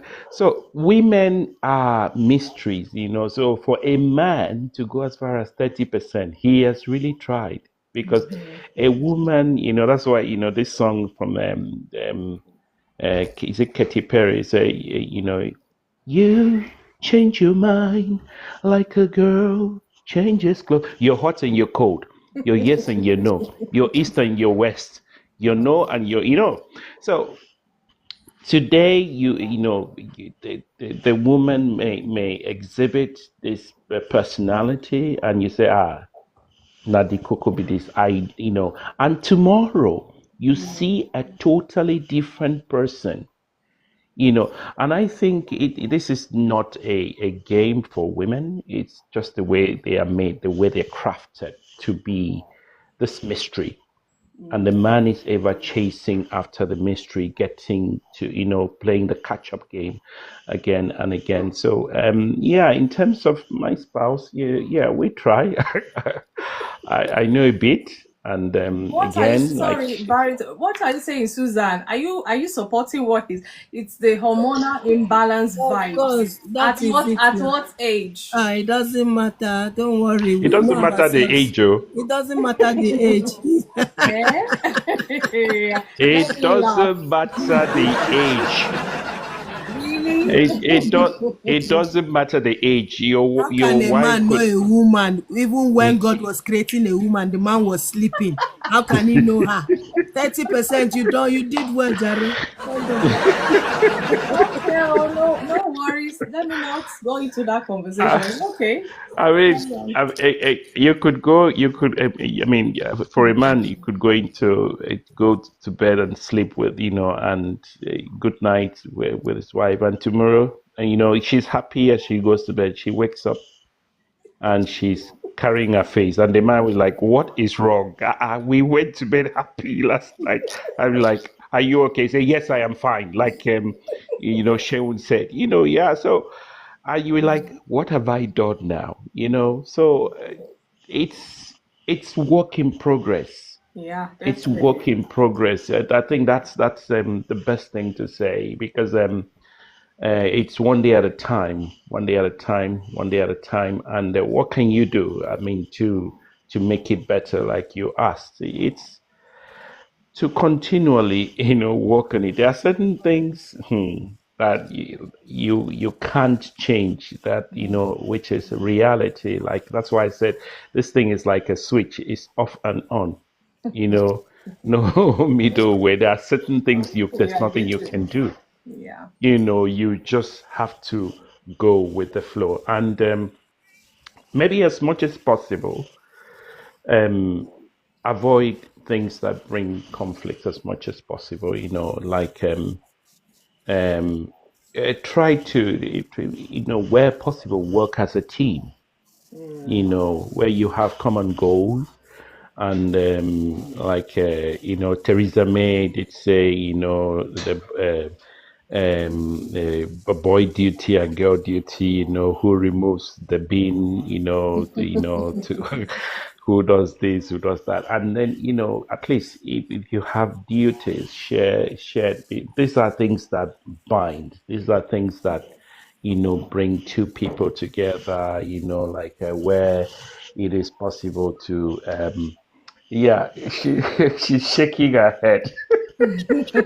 Oh, all She's our check- spouses are listening. she This is is very checking. interesting. She just came back in and she's shaking her head. So Okay. sometimes, I mean, if it's possible to help out, and where it's possible to help out, you do. But there's one thing that is obvious, that you can never satisfy that chasm totally, because there will always be complaint. But that's why it's a union, that you've decided to be together. It's not going to be perfect. Yeah, you keep working at it, one day at a time, until whatever. But it's always, and it would always be, work in progress. Yeah. So that's why, in a marriage, in a marriage union, it's always good to, couples have to couples have to look past, oh, I'm crazy in love with this person. Because at some point, that fiery love is going to die down. What is going to sustain you? What sustains the union? That is what couples need to think about. Because if that thing that is supposed to be the gum, the thing that brings it up, that keeps you together, that makes you see eye to eye, that makes you laugh together like friends, if that thing is missing, then you're done for. You're done for. God Because help that us. that fiery love that started at the beginning, it doesn't stay for a long time. It doesn't stay for a long time. It goes. Why? Because we're human beings.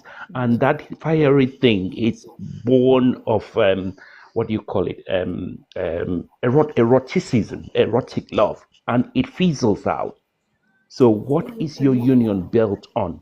And that's why you have to imitate something greater than you. And that's why you have to imitate the love of Christ for the church. That in spite of, despite, that, you would still keep on and find a reason. You would find a reason. You would keep on. You would still. It's not going to be perfect. We'll lie. Why? Because we're humans and we're imperfect beings until we reach that perfection which is in Him, and when we see Him as He really is. But whilst we're here, even with the imperfection, you have to keep moving gradually, one day at a time, one day at a time, and fall, stand up, rise, stand up and keep moving, and fall again, and and that's how it's done, and that's our work as human beings. Okay, so maybe I've done a bit of selective hearing now, God helping me. So I heard Sheon said what he would do today to know them better is listening, and Susan said attention. So what would you say?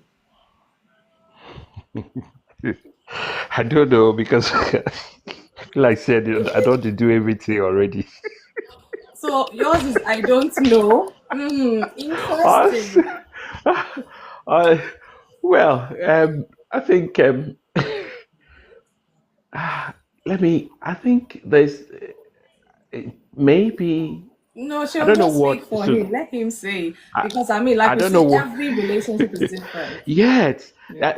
I wanted to say, before Sharon said, I wanted to say, maybe I can put what Susan and Sharon said together. But then again, when Susan said attention, now I'm wondering, what kind of attention was she talking about? Is it attention to the other person, or attention to what they are saying or doing? So Yeah, that's well, as long as it's something, to them, Mm, it doesn't matter. um, Yeah. Attention to the spouse when they're speaking, when they're not speaking, like pay more attention. I guess that was what he was saying. Yeah, of course. But then again, let's say the truth. Individual prejudices would always come out to play. So We are that's why human. we're here.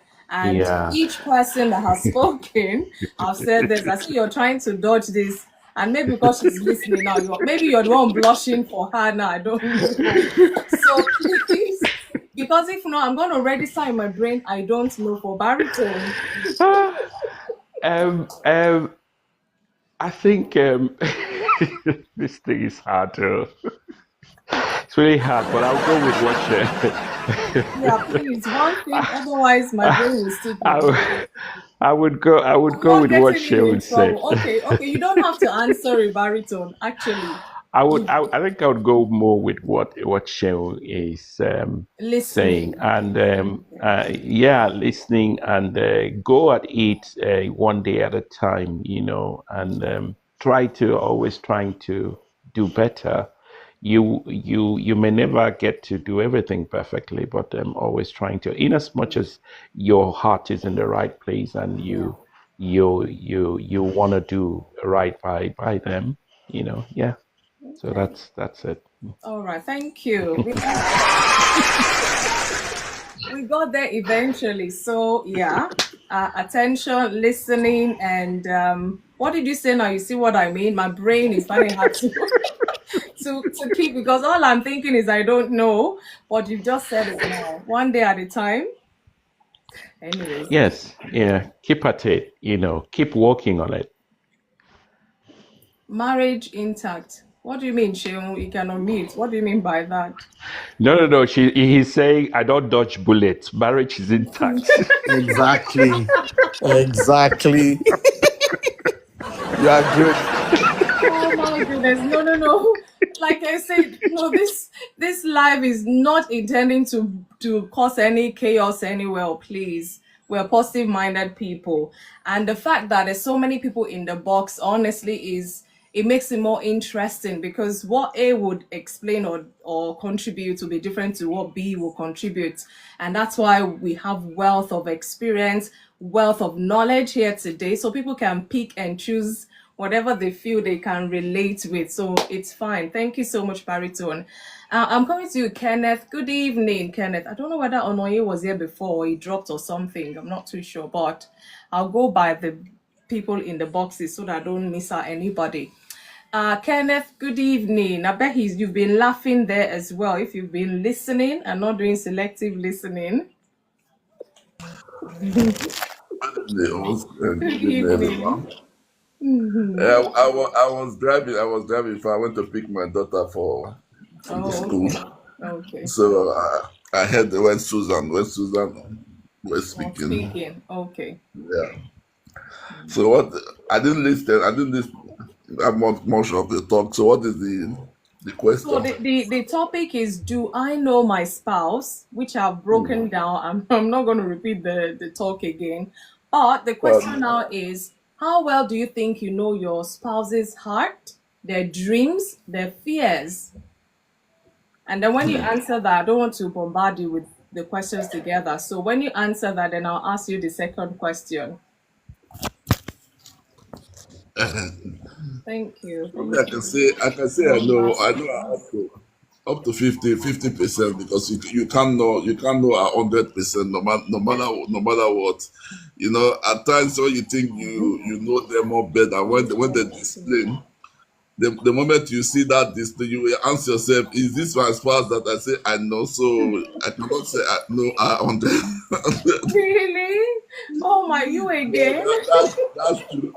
That's true because when you think you know her, then you see the true character that you never expect to be one day. Okay, oh, okay. Yes, it's vice versa of a true, it's vice versa. But I would say 50%, 50%. I know her up now, so as up to 50% because Wow. when the things that have weakness, the character, the behavior, everything. I'll go for 50% because I cannot say 100% because there is no one you can say 100% that you know your spouse because when you see 50%, Kenneth. Not even 80%. no, I'll go for 50, not to cause problem because if I I say think 8, 50 if might I just say cause problem. no, if I say 80, that means I'm not saying the truth because at times Oh, when you think you know your spouse more better, no matter the years that you have lived with them, there is something that you don't really know much about in the sense that when you thought that you are seeing it all, then one day, they will bring baba, another one. one day you will see the Jackie Chan, the Jackie Chan and the Rambo style. Then you begin to ask yourself, is this the stars? I say that I know, or is this the for yes? Mr. Kenneth, how can you see Jackie Chan in me? No, that's true, man of God, because Okay. it happened. It happened in the sense that that's why when, for instance, if there is little misunderstanding, then you begin to know what you like and what you don't like. But one day, those things that she has been keeping, those those words, He will those five serve you thousand on a words, platter. yes, those 5,000 words you haven't used for ages. Then you make a little mistake, then all everything that you have been avoiding. Wow. Then Interesting. everything that day is called bang bang. You'll be ready. All the words Mr. Kenneth, you're making me laugh. Wrestling bouts. Who will now be the referee? Oh? yeah, that's why when they happen like that, you just keep mood, keep silent Surrender. yes, because there is nothing you can do when they come to the argument. We can't win then. We can't win them. But of a truth, I would say 50% because with all the things that we've been through together, and the word of encouragement, the word of advice, the care, the love, everything. I can't go for 80, but 50. I'll go for 50 And this because is I being know. honest. Okay. Yeah, I know up to 50% in the sense with the years that we have lived together. We have been through a lot, but to God be the glory. I'll say 50% for that. Hallelujah. Okay, so thank you for that, even though it was quite hilarious. So at least based on what you've said, so if I ask you now, what one step can you take today to knowing her better? What one step can you take? What do you think? The one step that I'll take to know her more To better. know her better to get to 80%. Okay, to know her better to get to 80% is to live in, well, number one, I would say, if those when it come to the times of arguments, if they can understand that we men we say we have feelings as well, because when it come to argument, we can't win women. That is why we will be silent to listen. So I wish they will still have that conscience, that the women will have that conscience, that when they come to argument, don't pour it out to us. Don't tell us the negative things that we do that you don't like. Well, so that means you want her to lie to you? No, Definitely. not about lie. Because when it come to argument, we can't win women, but they will tell us our history, the things that we do, the things that we don't do that they don't like. That day they're going to pour it out. No, but at times, no, but at times it's good because at times they're saying the truth in the sense that, and we through there we correct ourselves and we learn Yeah. for the things that they're saying the truth, but my own anger is that they will not pour it out everything. So, so you want it one by one, not Yes, I want it one by one because I cannot withstand all once. that's So why you not always put up this defense. Like, let's yes. Google scatter everything, no? So when it come to that argument part, let them know that we men we still have that how do I put that word, that dignity. Let us give us that little dignity that this is my spouse. Oh, this is opening up another topic, to be honest with you. So that Then means she's been piling it up. She's been holding it. yes, and we be avoiding this talk for ages. But one day. When I say one day, you think you have been escaping it, but that day, when that day come, So that I day hope will because she's always not there. come, Oh. Kenneth. I hope she's not there. Oh. Oh, she's here. Oh. Okay, I Oh think God. the show is ended. Please, everybody go home and sleep. I get what you're saying, Kenneth. I No, get my, it, my but wife is here. My wife is here. She's listening, but she knows I'm saying the truth. I'm not lying. She knows that I'm saying the truth in the sense that when that day of quarrel come, please remember, see what remember. Debbie wrote. See what Debbie wrote. She said your sin catches up with you one day. So she's been piling it up for you. Yeah, It's my better point is you that face it once and for all, yeah, Kenneth. no, Don't you but think? what I'm the type that I try to avoid. I know that talk must come. I know. But I know, but at least that day that talk will come. Please remember that I am still your husband. Remember that I'm still your spouse. That is my home. Because since times to that But number. she's telling you about you, not somebody else. Yes, it's telling me about So myself. I she know should she go tell me about easy. That myself, but she should go easy. remember, still remember that I'm still that king that you say I'm. You know, not Okay. just pouring everything out. Okay. Then, Wait, then Kenneth. when it happened, then I'll be wondering, is it the woman that I say I know? Oh my I'll be asking myself, or is it another person, or is there something, is there something that I need to know? You're making me laugh so hard that I don't want to tell. Say, she should remember you have blood running in your veins. Wait. What's it? Exactly. Wait. Let's say she bombards you with 10 things and you're beginning At to once, explode. but it's Wait, even wait, more than wait. it's At, even more at than the ten. end, wait. At the end, she now says, "Well, I still love you." Would that help? That will help him. No, after everything, the good part that after everything, they will see serve us dinner, and in the other room we still be happy together. But when that moment come, that moment, because that moment must surely come. I always say it, but no matter how I avoid Definitely. that moment, it must Yeah. still come. But what I'm saying, if that moment come, please still remember that I am still your husband or I'm still your spouse. That is what I'm trying to say. Okay, I don't know why I'm laughing, but this is serious. I get you.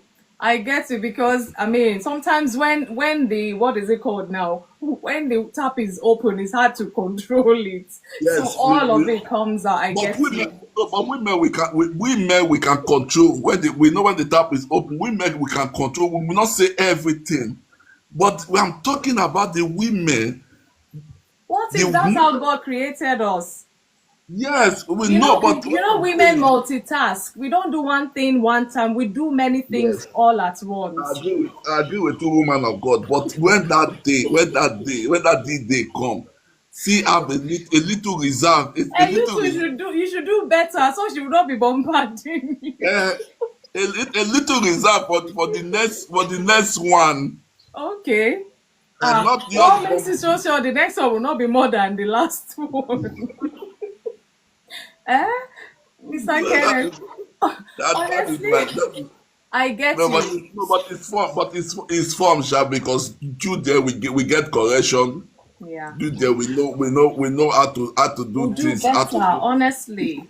do more better, and the things that we need to avoid, the area that we need to avoid, and I always say it is good when you try to understand your spouse. Debbie is asking you, Kenneth, but what did you do to trigger her memories? Yes, you must do something to trigger the memory, in the sense that something that you have done in the past, then she will not bring it. This is something about, let me say, about 10, 15 years ago or 17 years ago. She will not bring it back to your memory again, that you remember, so yeah, this is what you did to me. This is I get it, but I mean, well, maybe you two should start learning. That's how much you need to know of her. That you have to be careful what you do. Treat her right. Otherwise, that one wrong treatment can trigger all of the past wrongs, like you said. And you know the way we women are, we will talk. we will talk, you know. So No, no, I no, get you. So no. that's what one step you want to take is what I want to hear now. But I've heard what you said, you know, regarding her. So what one step would you take to know her better? The more one step I will take is for me to listen to everything that she's saying so that I can get the point. And when I get the point, so that I can be avoiding those things that she don't like, and those things that she don't want me not to do, so that I will not do them, and so that I can improve. I can improve in the ways that she want me to improve, because before a woman will start talking, she has given you several times. Maybe she have warned you, she have advised you. Maybe if you are While not you're listening, talking, yeah. if you are not listening, then the day come that she will just bust it. But most times, at times, That's good. we think that we can do it on our own way without the women, and that is how we get it wrong. Of the two, we get it wrong Or you at get into times. trouble, yeah. Yeah, we get it wrong at times, because there is something that happened about I think is it 3 years ago? Well, yeah, is it 3 or 4 years ago? There was something that I'm supposed to do here. I'm supposed to do my Italian passport here, but all the people I meet, they say no, they are not. They are not doing it. They are not doing it. But my wife keep insisting that let us go. We have a Italian embassy in Birmingham. Let us go. One day we are going, but with anger, I'm driving very rough drive that day. But she was still telling me no. I said I'm not going, because I've asked a lot of people. They say they are not doing it. No, he said it can be possible. We can do it. So after some days, she calmed me down, and we now went to the embassy in Birmingham, the Italian embassy. There, when we met the consular there, he said, yes, it's possible you can do it, since you have transferred your resident from Italy to here. It's possible you can do it. Say, you see, you don't listen to people, and that taught me a lesson, because a lot of people have asked information. People that are here before me say, no, no, it can't be possible. But with that word of advice, say let's go and hear from them directly, not from the people you heard from. That is one thing I know. Listening at times, listening is very important to your spouse. It's very important. I don't think that you know it all. I don't think that she don't know what she's saying. She might be seeing something ahead of you that you cannot see. She might know something that you did not know, but she will not just come out and say, I know it. She will bring it like a suggestion. That is what I see that, and that is what I like concerning my spouse, you know. Okay. Thank you, Kenneth. My goodness. I don't even think we need puzzle. I didn't even bring one puzzle today. I've laughed the laughter already. Thank you so much for your contribution. Onoye, good evening. I don't know what's happening. Is it TikTok dropping you back and forth? Good evening. How are you? Are you there? You have to unmute. Good evening, good evening. Good Is evening. it Long time for no me? hear, Abby. I know. Good evening, everyone on the all the panelists. Good evening. Thank you for joining us tonight.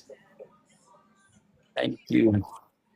So we want to hear you. I don't know if I should throw the same question or whatever submissions you have. Please feel free. I think everyone has said everything. Oh, really? Yeah, they have said everything. We don't really know our source. It's just the little one that we can actually see that they are possessed from the facial expression, and then the one they are actually open their mouth and talked about. Yeah, those are the ones we actually know. So the one that is actually latent inside the heart, we don't know those ones. Hmm. Mm. Well, if they said everything, we can't really know woman But fully. I thought the more, I mean, the more you live together, the more you get to know them, really. Yeah, it should be that way, but sometimes it's not like that. I know. Because the more we tend to live with people, that too much familiarity sometimes it brings that kind of contempt, whatever. So just like I think someone said on the panel, like is work in progress. It's always work in progress. Yeah. It's always Okay. work in progress. So, So so knowing what you know now, and everybody's saying everything already, what one step can you take to know your spouse better? I think so. Someone that says attention, someone that says listening. I think I would just say more observation. Oh, We can do more observations, and then so that we can sometimes act on behalf of the person, like kind of we do that surprise. Since we have been coming from years living together, so I will not be expecting my spouse to say, "Oh, help me to boil rice," after when I finish work very early when I'm at home, or help me with the children, or so those ones I have known already. So I'll be doing those ones from my observation as my own support setting. more observation, listening, attention. Okay, all right. Thank you. Thank you so much. That's why I said, look, every household is different. Every marriage is different. Sometimes somebody saying listening, that's not their own thing at all because everybody listens in that home. Another could be this attention, Susan, you mentioned. So it's kind of different. And then the season you are in your marriage also will determine what you think you can do. That one step to take to knowing them better. So I get it. Thank you. Debbie, I'm gonna come to you. I know you start telling me story you came for moral support, but I mean, maybe we should say hypothetically speaking. Do you think when you eventually marry, you know your spouse's heart, their fears, their dreams, and all of that? Would you know? And then, what one step would you want to take? I mean, thinking out loud to getting to know them better. So let me rephrase it for you like that. Good evening. You have to unmute. Good evening. Welcome. Good evening, Elder. I don't know why you are asking me this question when I'm here to learn. When Mr. Kenneth has been here. Sometimes no. The thing is, you always come to balance this marriage talk because you, in a way, represent the single people who, of course, are trusting God to have their own spouse. So, like you always say, get to know them before you marry. Get to know them before you marry. So, you to speak on the behalf of the single people before they get married, because these are issues you can hear all the married people talking now. These are issues that you are also eventually, when you get married, you're going to go into. So the earlier we're preparing you for marriage, in case you don't know. So begin to think out loud. You're That's not what we're here preparing me to for money. reason. We're reasoning together. So, Wow. uh-huh. To be honest, everybody have actually said everything. I'm just cracking up here. In fact, I'm just recovering. I'm just it is well. I think okay, let me talk on behalf of the single or to the Yeah. singles. Yeah. I think there is no how you can get to know anybody 100%. Let's have that at the back of your mind. Okay. You can't know anybody 100%. You are not the Holy Spirit. You are not the Holy Spirit. You are not the Ajayi-Daniels. You can know them to the best of where they want you to know them. What are we cooking? I'll be eating again. Oh, I'm just trying to clear up before I go to bed today. You can know someone to the extent of which the person wants you to know them. I guess so.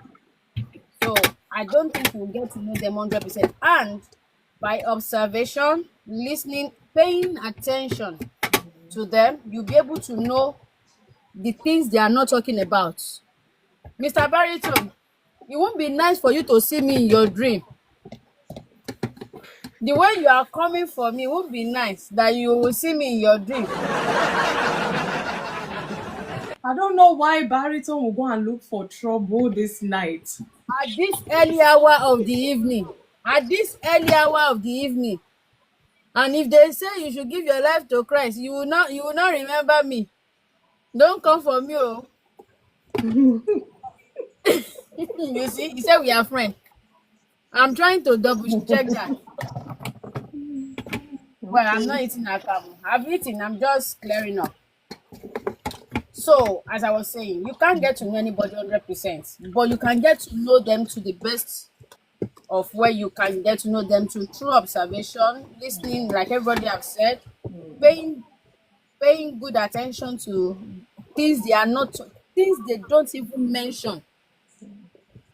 I can say through communication you will get to know them, but a lot of us, there are some things we don't talk about that is actually part of us, or that is actually what we are or who we are. A lot of people don't talk about themselves like that.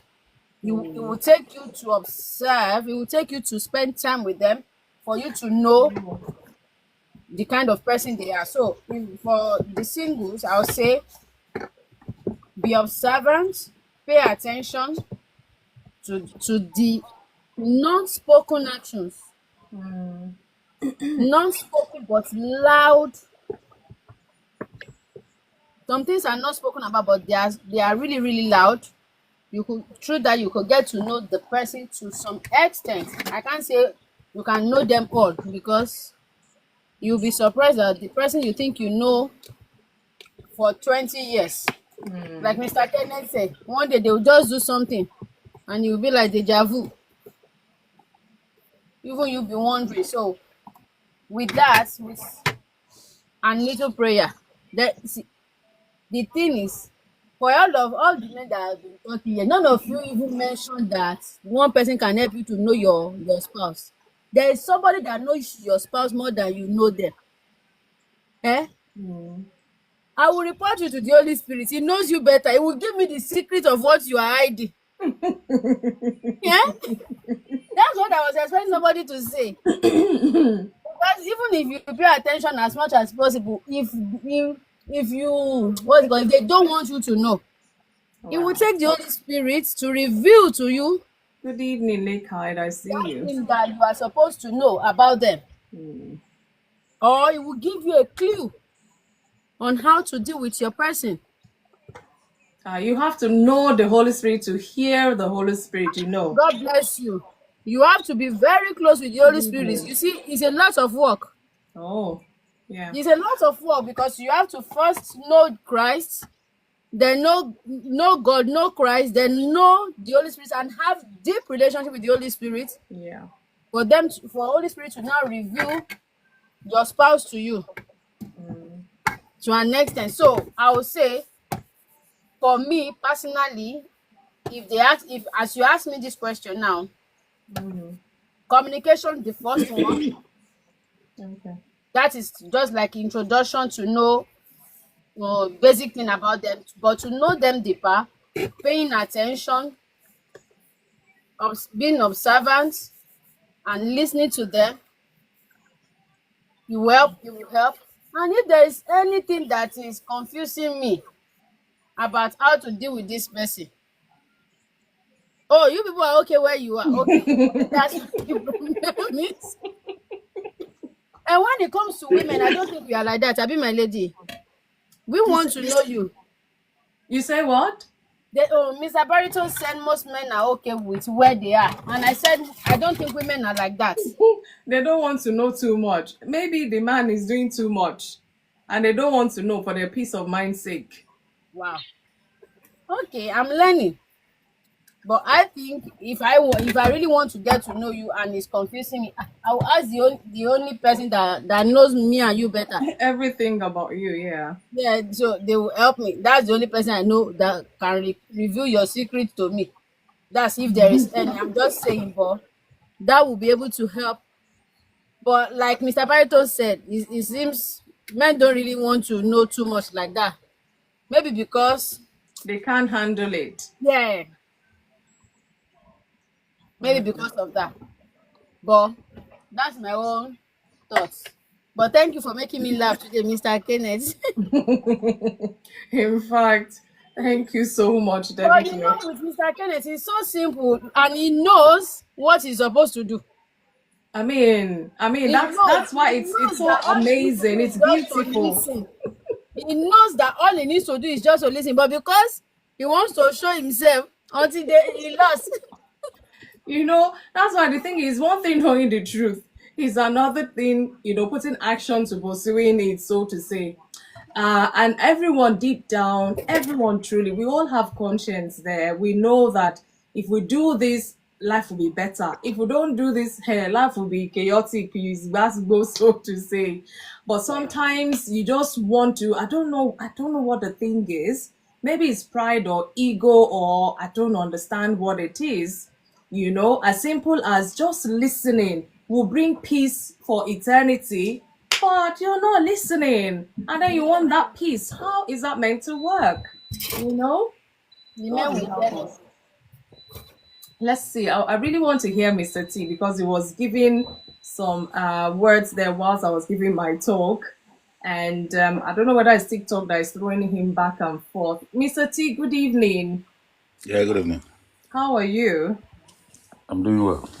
Hey, what's happening? Is it TikTok or you had to receive a call or something? I received a call, but sometimes network. Oh, okay. I hope you're good. Anyways. Yeah. Okay, so I don't know what your submission is, but at least I know partly because you were engaging when I was giving the talk. I don't know, did you hear the questions, or do you want me to throw the questions, or you want to share something else? Yeah, I want to share something else because I'm seeing the topic there. Do I know my spouse? Yeah, go Yeah. ahead. Go ahead, feel free. Yes, I believe that the difference between today's marriage and our foreparents' marriage is that our foreparents' marriages, they don't care to know themselves. They only care to know their roles. And those their roles will be transferred to them or will be trained, will be given to them by their different parents. The man will learn about his role from his parents' house, while the woman Thank you, will learn God. about her role from her parents' house. So once they come together as married couples, they will focus on their roles. So are you saying that our Let me four finish. parents, okay, I'll let you, because I don't If want you to forget. No worries, yeah, okay.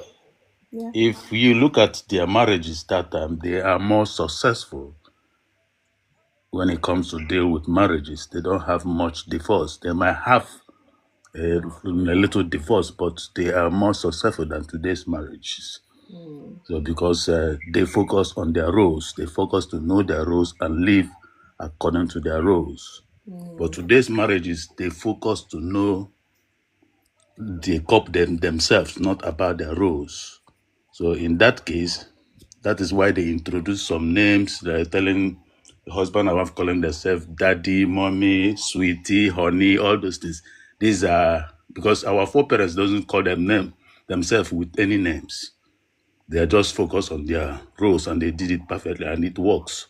So, but today we just focus on knowing ourselves. We forget about knowing our roles. So because they are lacking much in knowing their roles, knowing themselves, they can get tired of themselves quick because people can get bored when they are with somebody together always. So knowing themselves did not give them that successful marriage. That is why there is a lot of divorce these times, because there is no everybody is trying to help each other to do their roles. If you don't help, they get angry quick, or they can get emotional quick because of them have forgotten or their parents have failed to teach them their role. Once they get married, their parents was only focusing on academic education, not marital education, which comes from the parents. Academic education comes from the system of the country. So those things that we learn from the system of the country has no impact in your marriage, even though people are trying to force those academic knowledge they got from school to force it into the marriage. It cannot work. People cannot endure that. It's only marital education that came from the parents that can sustain any marriage. That was why our foreparents' marriage was sustained, because they learn about marital education from their parents when they are still small. So that was why they are more successful. So You're muted. I hope another call didn't come. Okay. there is no idea that will bring the marriage to a successful one except if we are ready to go back to our foreparent system, which I know it is almost impossible for people to do.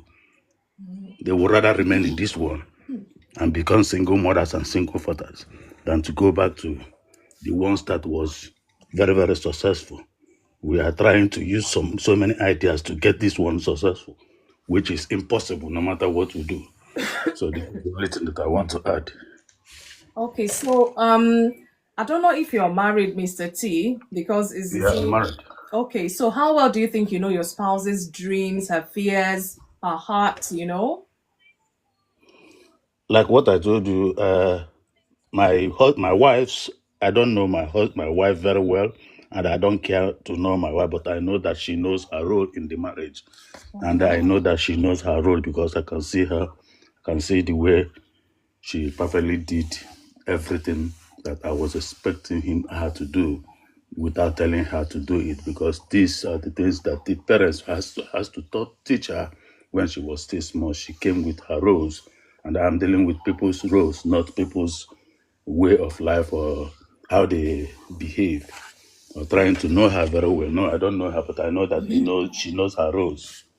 Okay, I understand you and I get your point. So that means you don't care if she's happy or not as long as she does her role?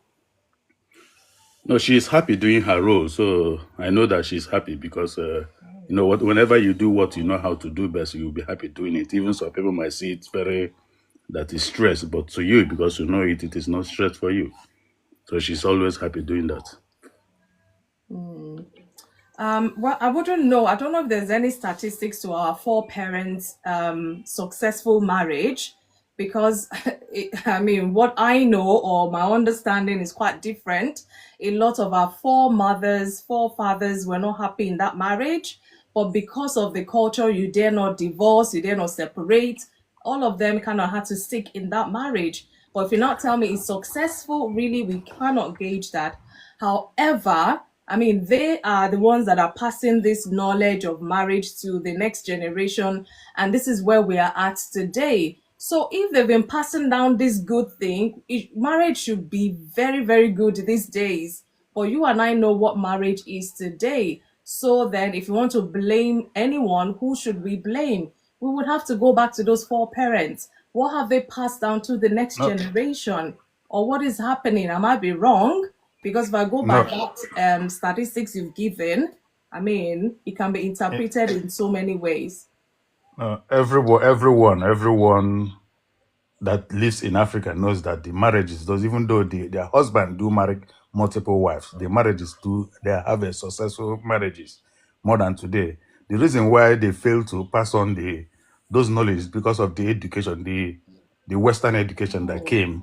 So from there, that is when our ladies and our men has been destroyed by those Western system of life. When our foreparents were living their local system of life, because of what you have seen today, it's telling you now that they are suffering. They are not suffering.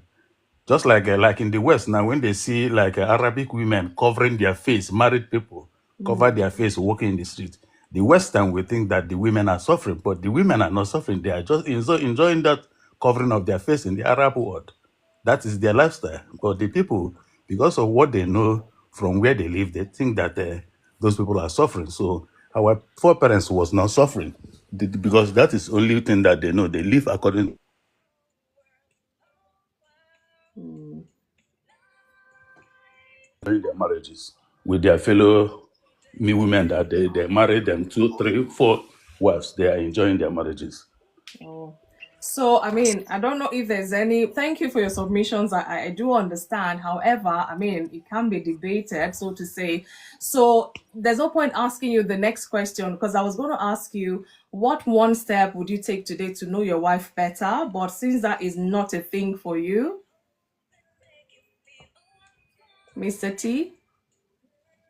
I have known my wife better through the way she played her role. I'm not talking about trying to call her sweetie, money, honey, all this. No, we don't do those things. We follow our roles. We take care of the children.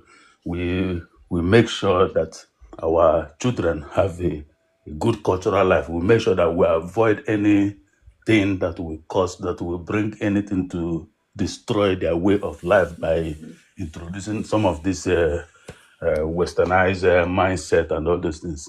She knows that, and I also understand it. So we always go by the Bible, completely by the Bible. Okay. So that is how we do. Our marriage has always been, and that is why it will continue to be. Oh, thank you for sharing. At least, I mean, the marriage is still together by the grace of God. So that's why I say every marriage is different. Whatever works for you and your spouse, I mean, it might not work for the next couple, it might work for you. But everybody, I want to believe people will take what they can relate with, what they think would work for them from what everyone have said. So thank you also for your contribution, Mr. T. Thank you.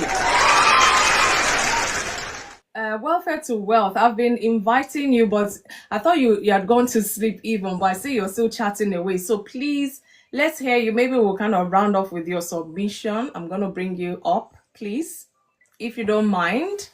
I want to hear your views about this before we round up, please. This one I'm begging. Yeah, I've just sent you an invite. It's amazing. I mean, if something is not, how do they say it? If it's not broken, don't fix it or something like that. Hello. Yeah, thank you. How are you? Welfare to wealth. Okay, it's been a day, but yeah. I know. Well done. Thank My you. Thank you children are for even still up. stopping by. I know you sound tired, I can tell. Oh, and one of my kids is still up. I've got a, yeah. Oh, My youngest, I'm dealing with his levels now. He's up and down, so that's why I've not been able to come up. Okay. Yeah, my dear, this topic. or if I have anything to say about this topic is that knowing people, you've heard about the saying that it's better to marry your friend. To a large extent, it's really down to knowing people, having that connection and understanding who they are, as well as what each person's purpose is. If you're spiritual, what they are called to do, what their purpose is. It's in that journey of courting, if you like, or friendship, if you like. I find a lot of people who started as friends even before the other side came in, that these relationships tend to go long because you've known the person when there's more like there was a neutral ground before you even had the idea if you wanted, like, you wanted more with them. Yeah. So I think that one of the advantages or the benefits of time is that you really get to know people, when there's no agenda. And I think that's the beauty of friendship. So because people tend to, some people, unfortunately, when they are going actively, like they want to date, sometimes, unfortunately, there's a lot of agendas. People tend to not really put up a front because they want to achieve something in this time. And then when you now marry them, that's when they now relax and you may start finding things that you may not have seen earlier. Oh, yeah. So I think speaking to marriage, I think that we have the advantage of time to really court or date people and use that to your advantage to know them. I believe that feelings will fade. I believe that, I love you, all the butterflies, those things will fade, and those things don't even stand a chance when challenges of life really come. Yeah. I think we need to be bothered or mindful with what I'll call the substance as opposed to the chaff. A lot of people are going for the chaff, and when the winds come, the chaff is blown away and they can't stand it. So I really think deep-rooted things like character, things like people's personalities, people's visions, people's core values are really things that we need to be looking at because those things will not change over time. Even if they were to change, you won't go too far. It's like you won't change. It's like you might have some adjustments and a shift, but you won't really change from your core. You can have somebody who is quiet or what they'll call introvert. It's very difficult to see an introvert now become an outright extrovert. You might adjust. Perhaps you might study and then you learn to become a public speaker, for example. Perhaps you might, because of your job, you might be forced to do presentations and then you kind of develop that side of being outgoing. But it would be very rare to see somebody who is a typical introvert just flash all the way 360 into an extrovert. They must be an ambivert. Yeah, so some core things will not change. And I think that's where we need to focus on. But like you said, size will change. Children will come and they will kind of change or the dynamics will not be the same. But I think people don't deviate too much from their core. And before we go into committed relationships, I say it's better to really know what this core is. Core values. Yeah. Are they kind? Are they passionate about what? Are they In terms of self-control, when they're angry, what do? Because everybody gets angry from one time to the other. What do they do when they're angry? In terms of communication, is this somebody who generally is able to express themselves? Or are they the quiet one? Are they the ones that would not speak to you for 2 days or 3 days? Are they generally able to express themselves?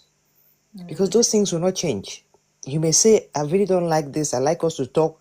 They might try, but you see that if somebody is not really a talker or somebody is not comfortable or doesn't know how to express themselves in a healthy way, it will always be a constant struggle in that area. They may try and develop it from time to time, but it will not change. Fundamentally, it will not change. So I can just say, for those who are yet to dabble into this business of marriage, I would say, Think very well. please be careful with that foundation. Yes, really be sure you know this person. And you may know somebody, and like I said, for those who are Christians, there's possibly many, for if it's a woman, for example, there's possibly many men who are Christians that could be potential husbands for you. It is not every Christian that is a good husband for you. No. And vice versa. You may all believe in the same Christ, going to the same church, but doesn't mean that you're the best fit. So sometimes even your religion is not enough. It's just one value. Sometimes you want to look at family values. How is this person, how important is family to this person?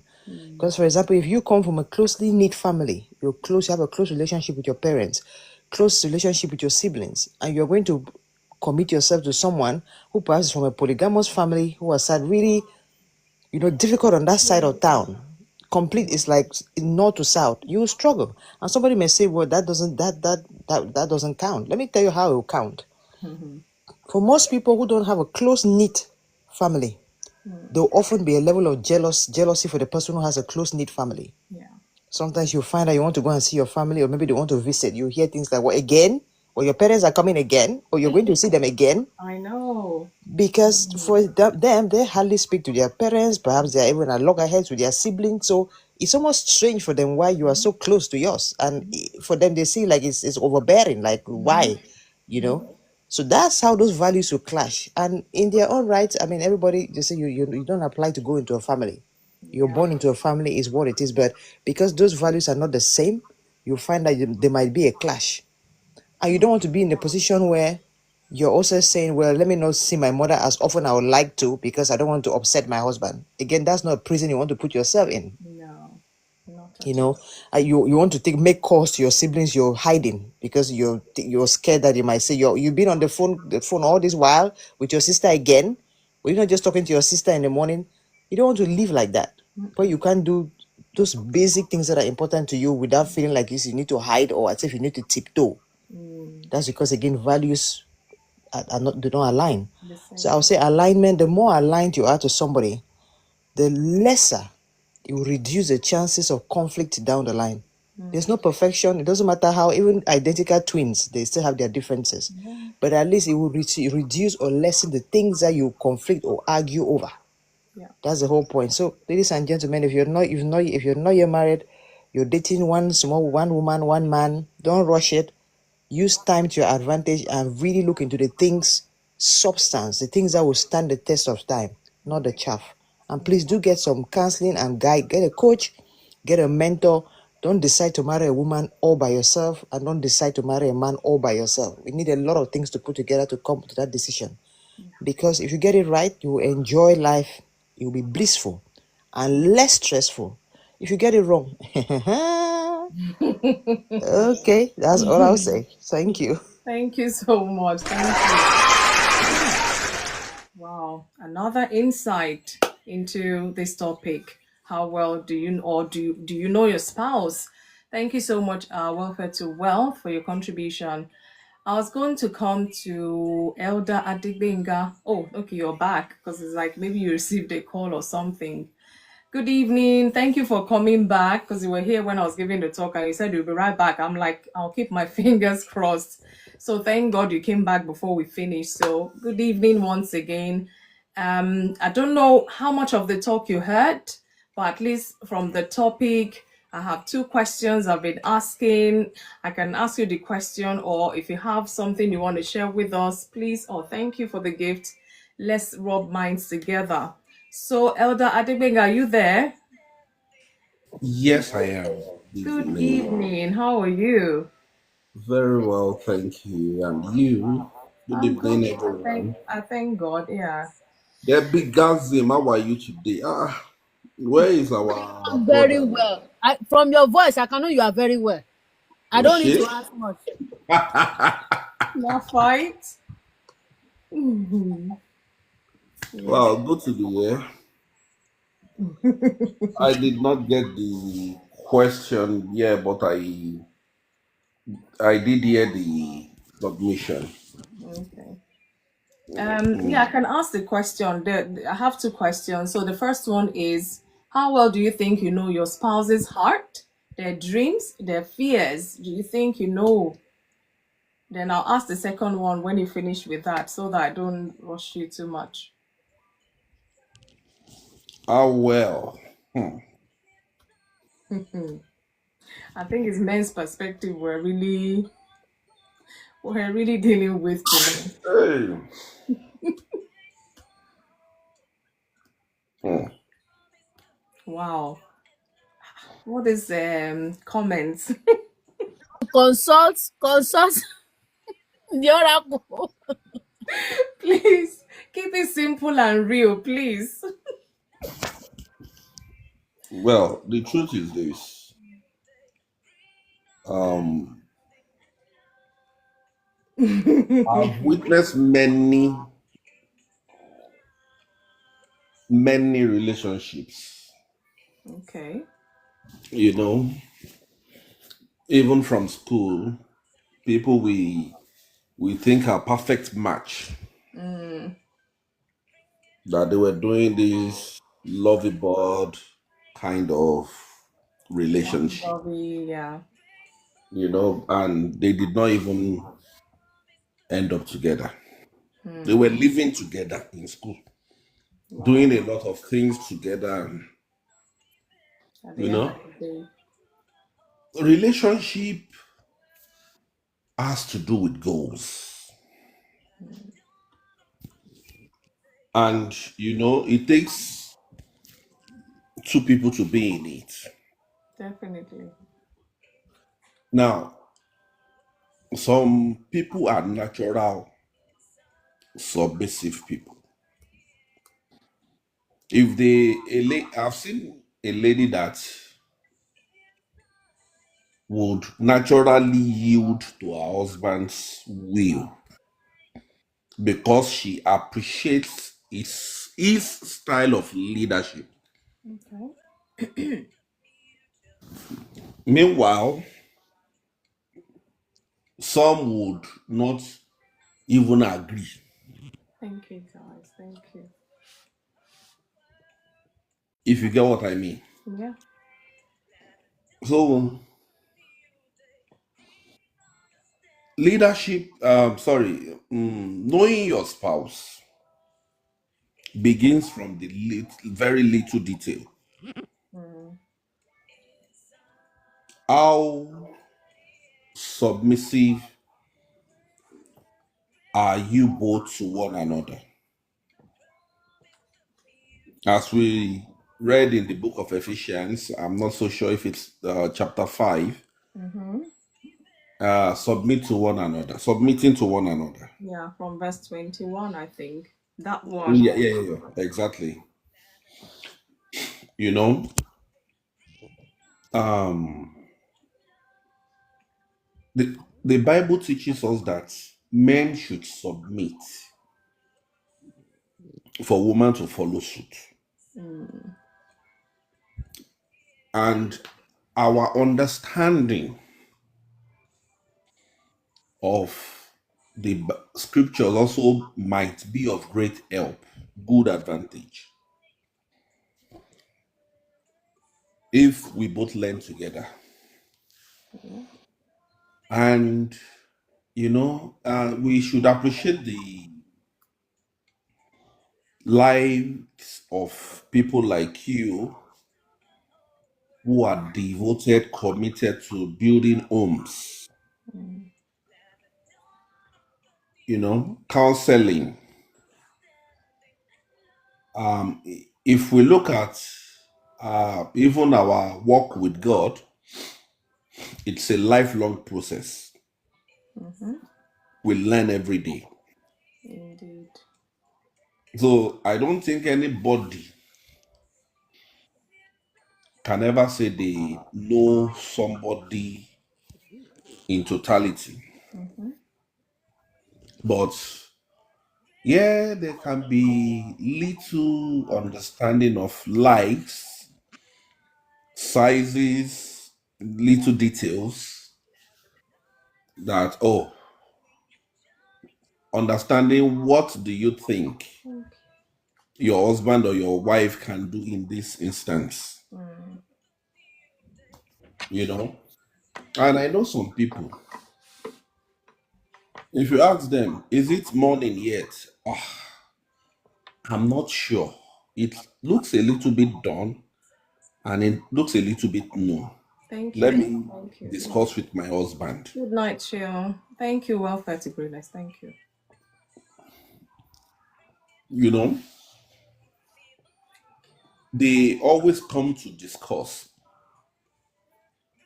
before agreeing. While some would rather take action before informing. So there is no height to the level of understanding your spouse, Yeah. but it will be good if they can both learn to what submit to one another. That would help them to go far in the relationship and in life.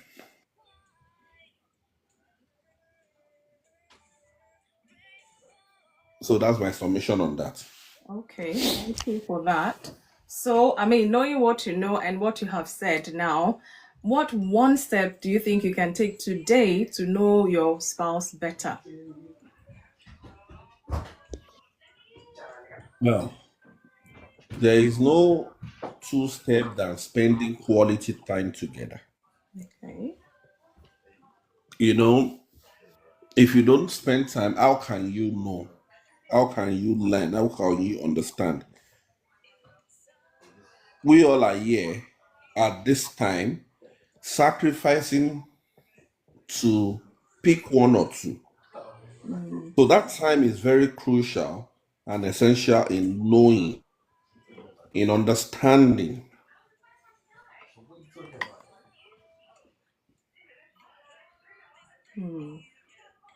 So spending time together is key to Okay. the question. Okay. That's acceptable. So that's your submission, Elder Adibinga. Yeah, Okay. based on that question. Okay. All right. Thank you.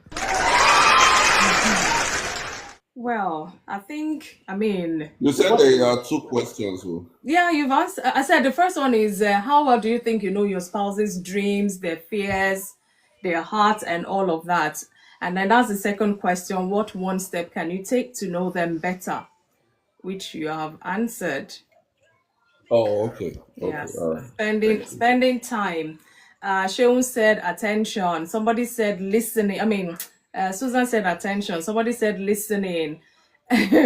Elder Kenneth. Now, in fact, I'm just laughing. I'm trying to remember what he said as well. But everybody they've given their submissions, and I want to believe we all have picked. Like I said, there's no two marriage that is the same. We all have to try as much as possible. I mean, there's no way you will not want to know your spouse so that you can do better by each other. And one thing that one or two of us have said is it's a lifelong journey. So you cannot arrive at a place or at a destination saying, I know my spouse, in and out and all of that. Is not possible. As long as you both live every single day. I was sharing when I was giving a talk that even couples who've been married for 40 years, 50 years, if you ask them, they'll tell you, yesterday I just found out that she does this or he does this or whatever. And then by today, they're not doing it again or something else has come up.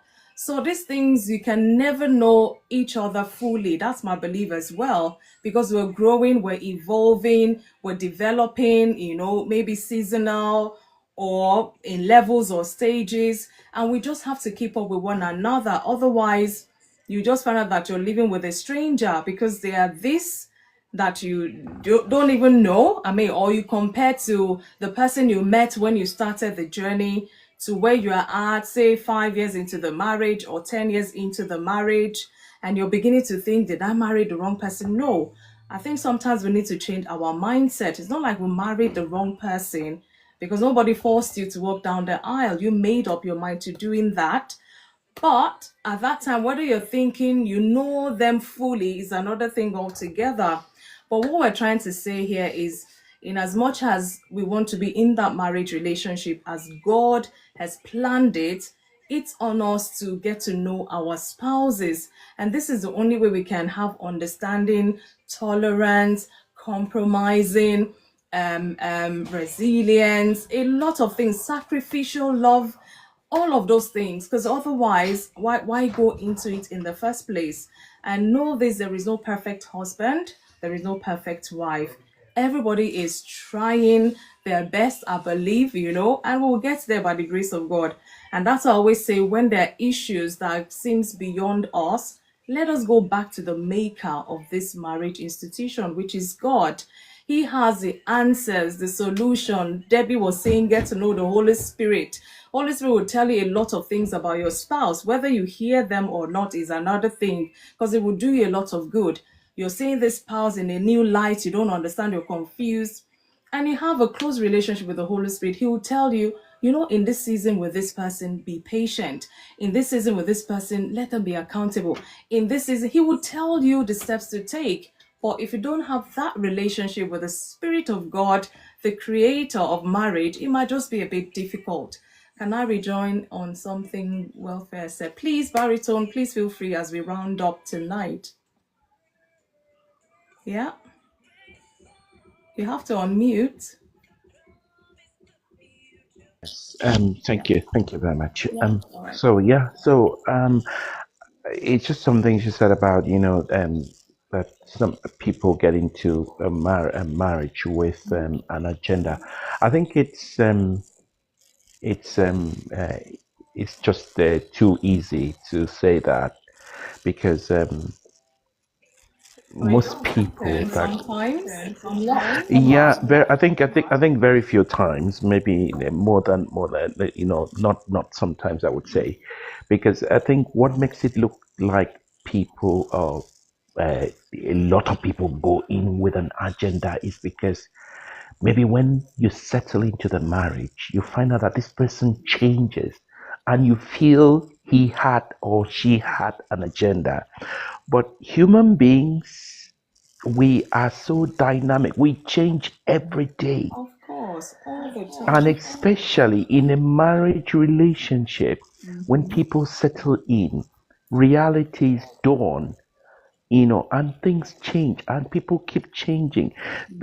People's priorities, based on their priorities, more so, a person, because of what they are going through, Yeah. one way or the other, would change their attitude, their habits, the way they even talk to the person they love so much.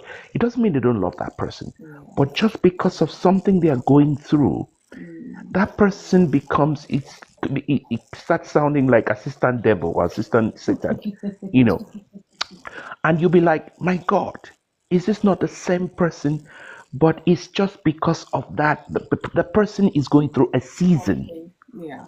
and that is something that we need to look, not necessarily that, oh, this person, oh, this is not the same person, he had an agenda. It's so easy, because we have to understand these things, through that, that point of view too. Thanks. That's what I wanted to. Yeah. Thank you for the addition. Thank you. Is everything is not cut and paste as such. That's why we need to be flexible as individuals. We cannot be rigid in that marriage relationship. It might be you changing today, it might be your spouse tomorrow.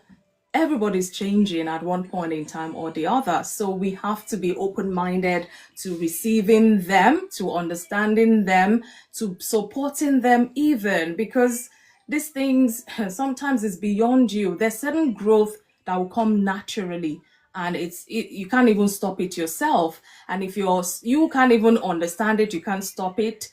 And then your spouse not even understanding it, not even know how to support it, and that's why we need a lot of communication at every stage we find ourselves. Otherwise, unnecessary conflict, all sort of issues will just arise. And then all these things, if not adequately dealt with, will lead to all these breakups and separation, and intensely will lead to divorce. So we're just drawing each other's our attention to this. We need to know our spouse. More so, you walk down the aisle before God, before men, we have to try as much as possible. I mean, this is the person you're going to spend the rest of your life with. You don't have a choice but to want to know them. That's my belief anyways. So, well, guys, I think we've done justice to this one again today. Thank you all so much. Indeed. So we've done about, roughly 3 hours. Thank you all for your contribution. Susan, Sheung, Baritone, Kenneth, Mr. T, Adegbenga, Debbie, A13, thank you so much. We're just tapping away. Welfare to Wealth as well for stopping by. And I appreciate everyone for their contributions. I mean, people who are on the let me see, or on the background there. Heartbeat, I see you. Good evening. Hey, Pastor Odette, you're still there. I'm really surprised, but thank you so much, Ma, for your support tonight. I really appreciate your giving us that moral support. So this is where we draw the curtain tonight. Let everyone, be persuaded how they want to get to know their spouse, what one step they want to take today to knowing their spouse better, whether it's communication, attention, listening, hearing, all of those things we have mentioned today. My prayer is that God will give us the grace to doing the needful so that we can keep enjoying that goodness of marriage as God designed it for us. So guys, I will wish you a wonderful night. Thank you, Elder Adegbenga, again for coming back, because I saw your submissions there as well in the chat. Thank you for coming back and giving your submissions fully. To everyone, have a wonderful night rest. Enjoy the weekend. And again, shout out to my manager. Today is his birthday. We still have a couple of hours to go, or thereabout. Happy birthday, manager. Thank you so much, every single one. Please, let's do right by our spouses. God helping us. I know these things are hard, challenging, and all that, but God created this marriage because He knows it can work. Thank you, Kenneth. Thank you. So let us do the needful by ourselves and by our spouses. God helping all of us. Do have a blessed night, and we'll be back again Monday by the grace of God. If there's any cancellation, of course, I'll put a word out there, but I don't see any for now. But enjoy the weekend as well. We'll see you back here on Monday, 8 p.m. UK time by the grace of God. Do have a lovely, lovely night rest. Susan, I see you. Thank you so much, everyone. Say me hi to Susan is happy. Thank you guys so much. Have a lovely night rest. Thank you, everyone.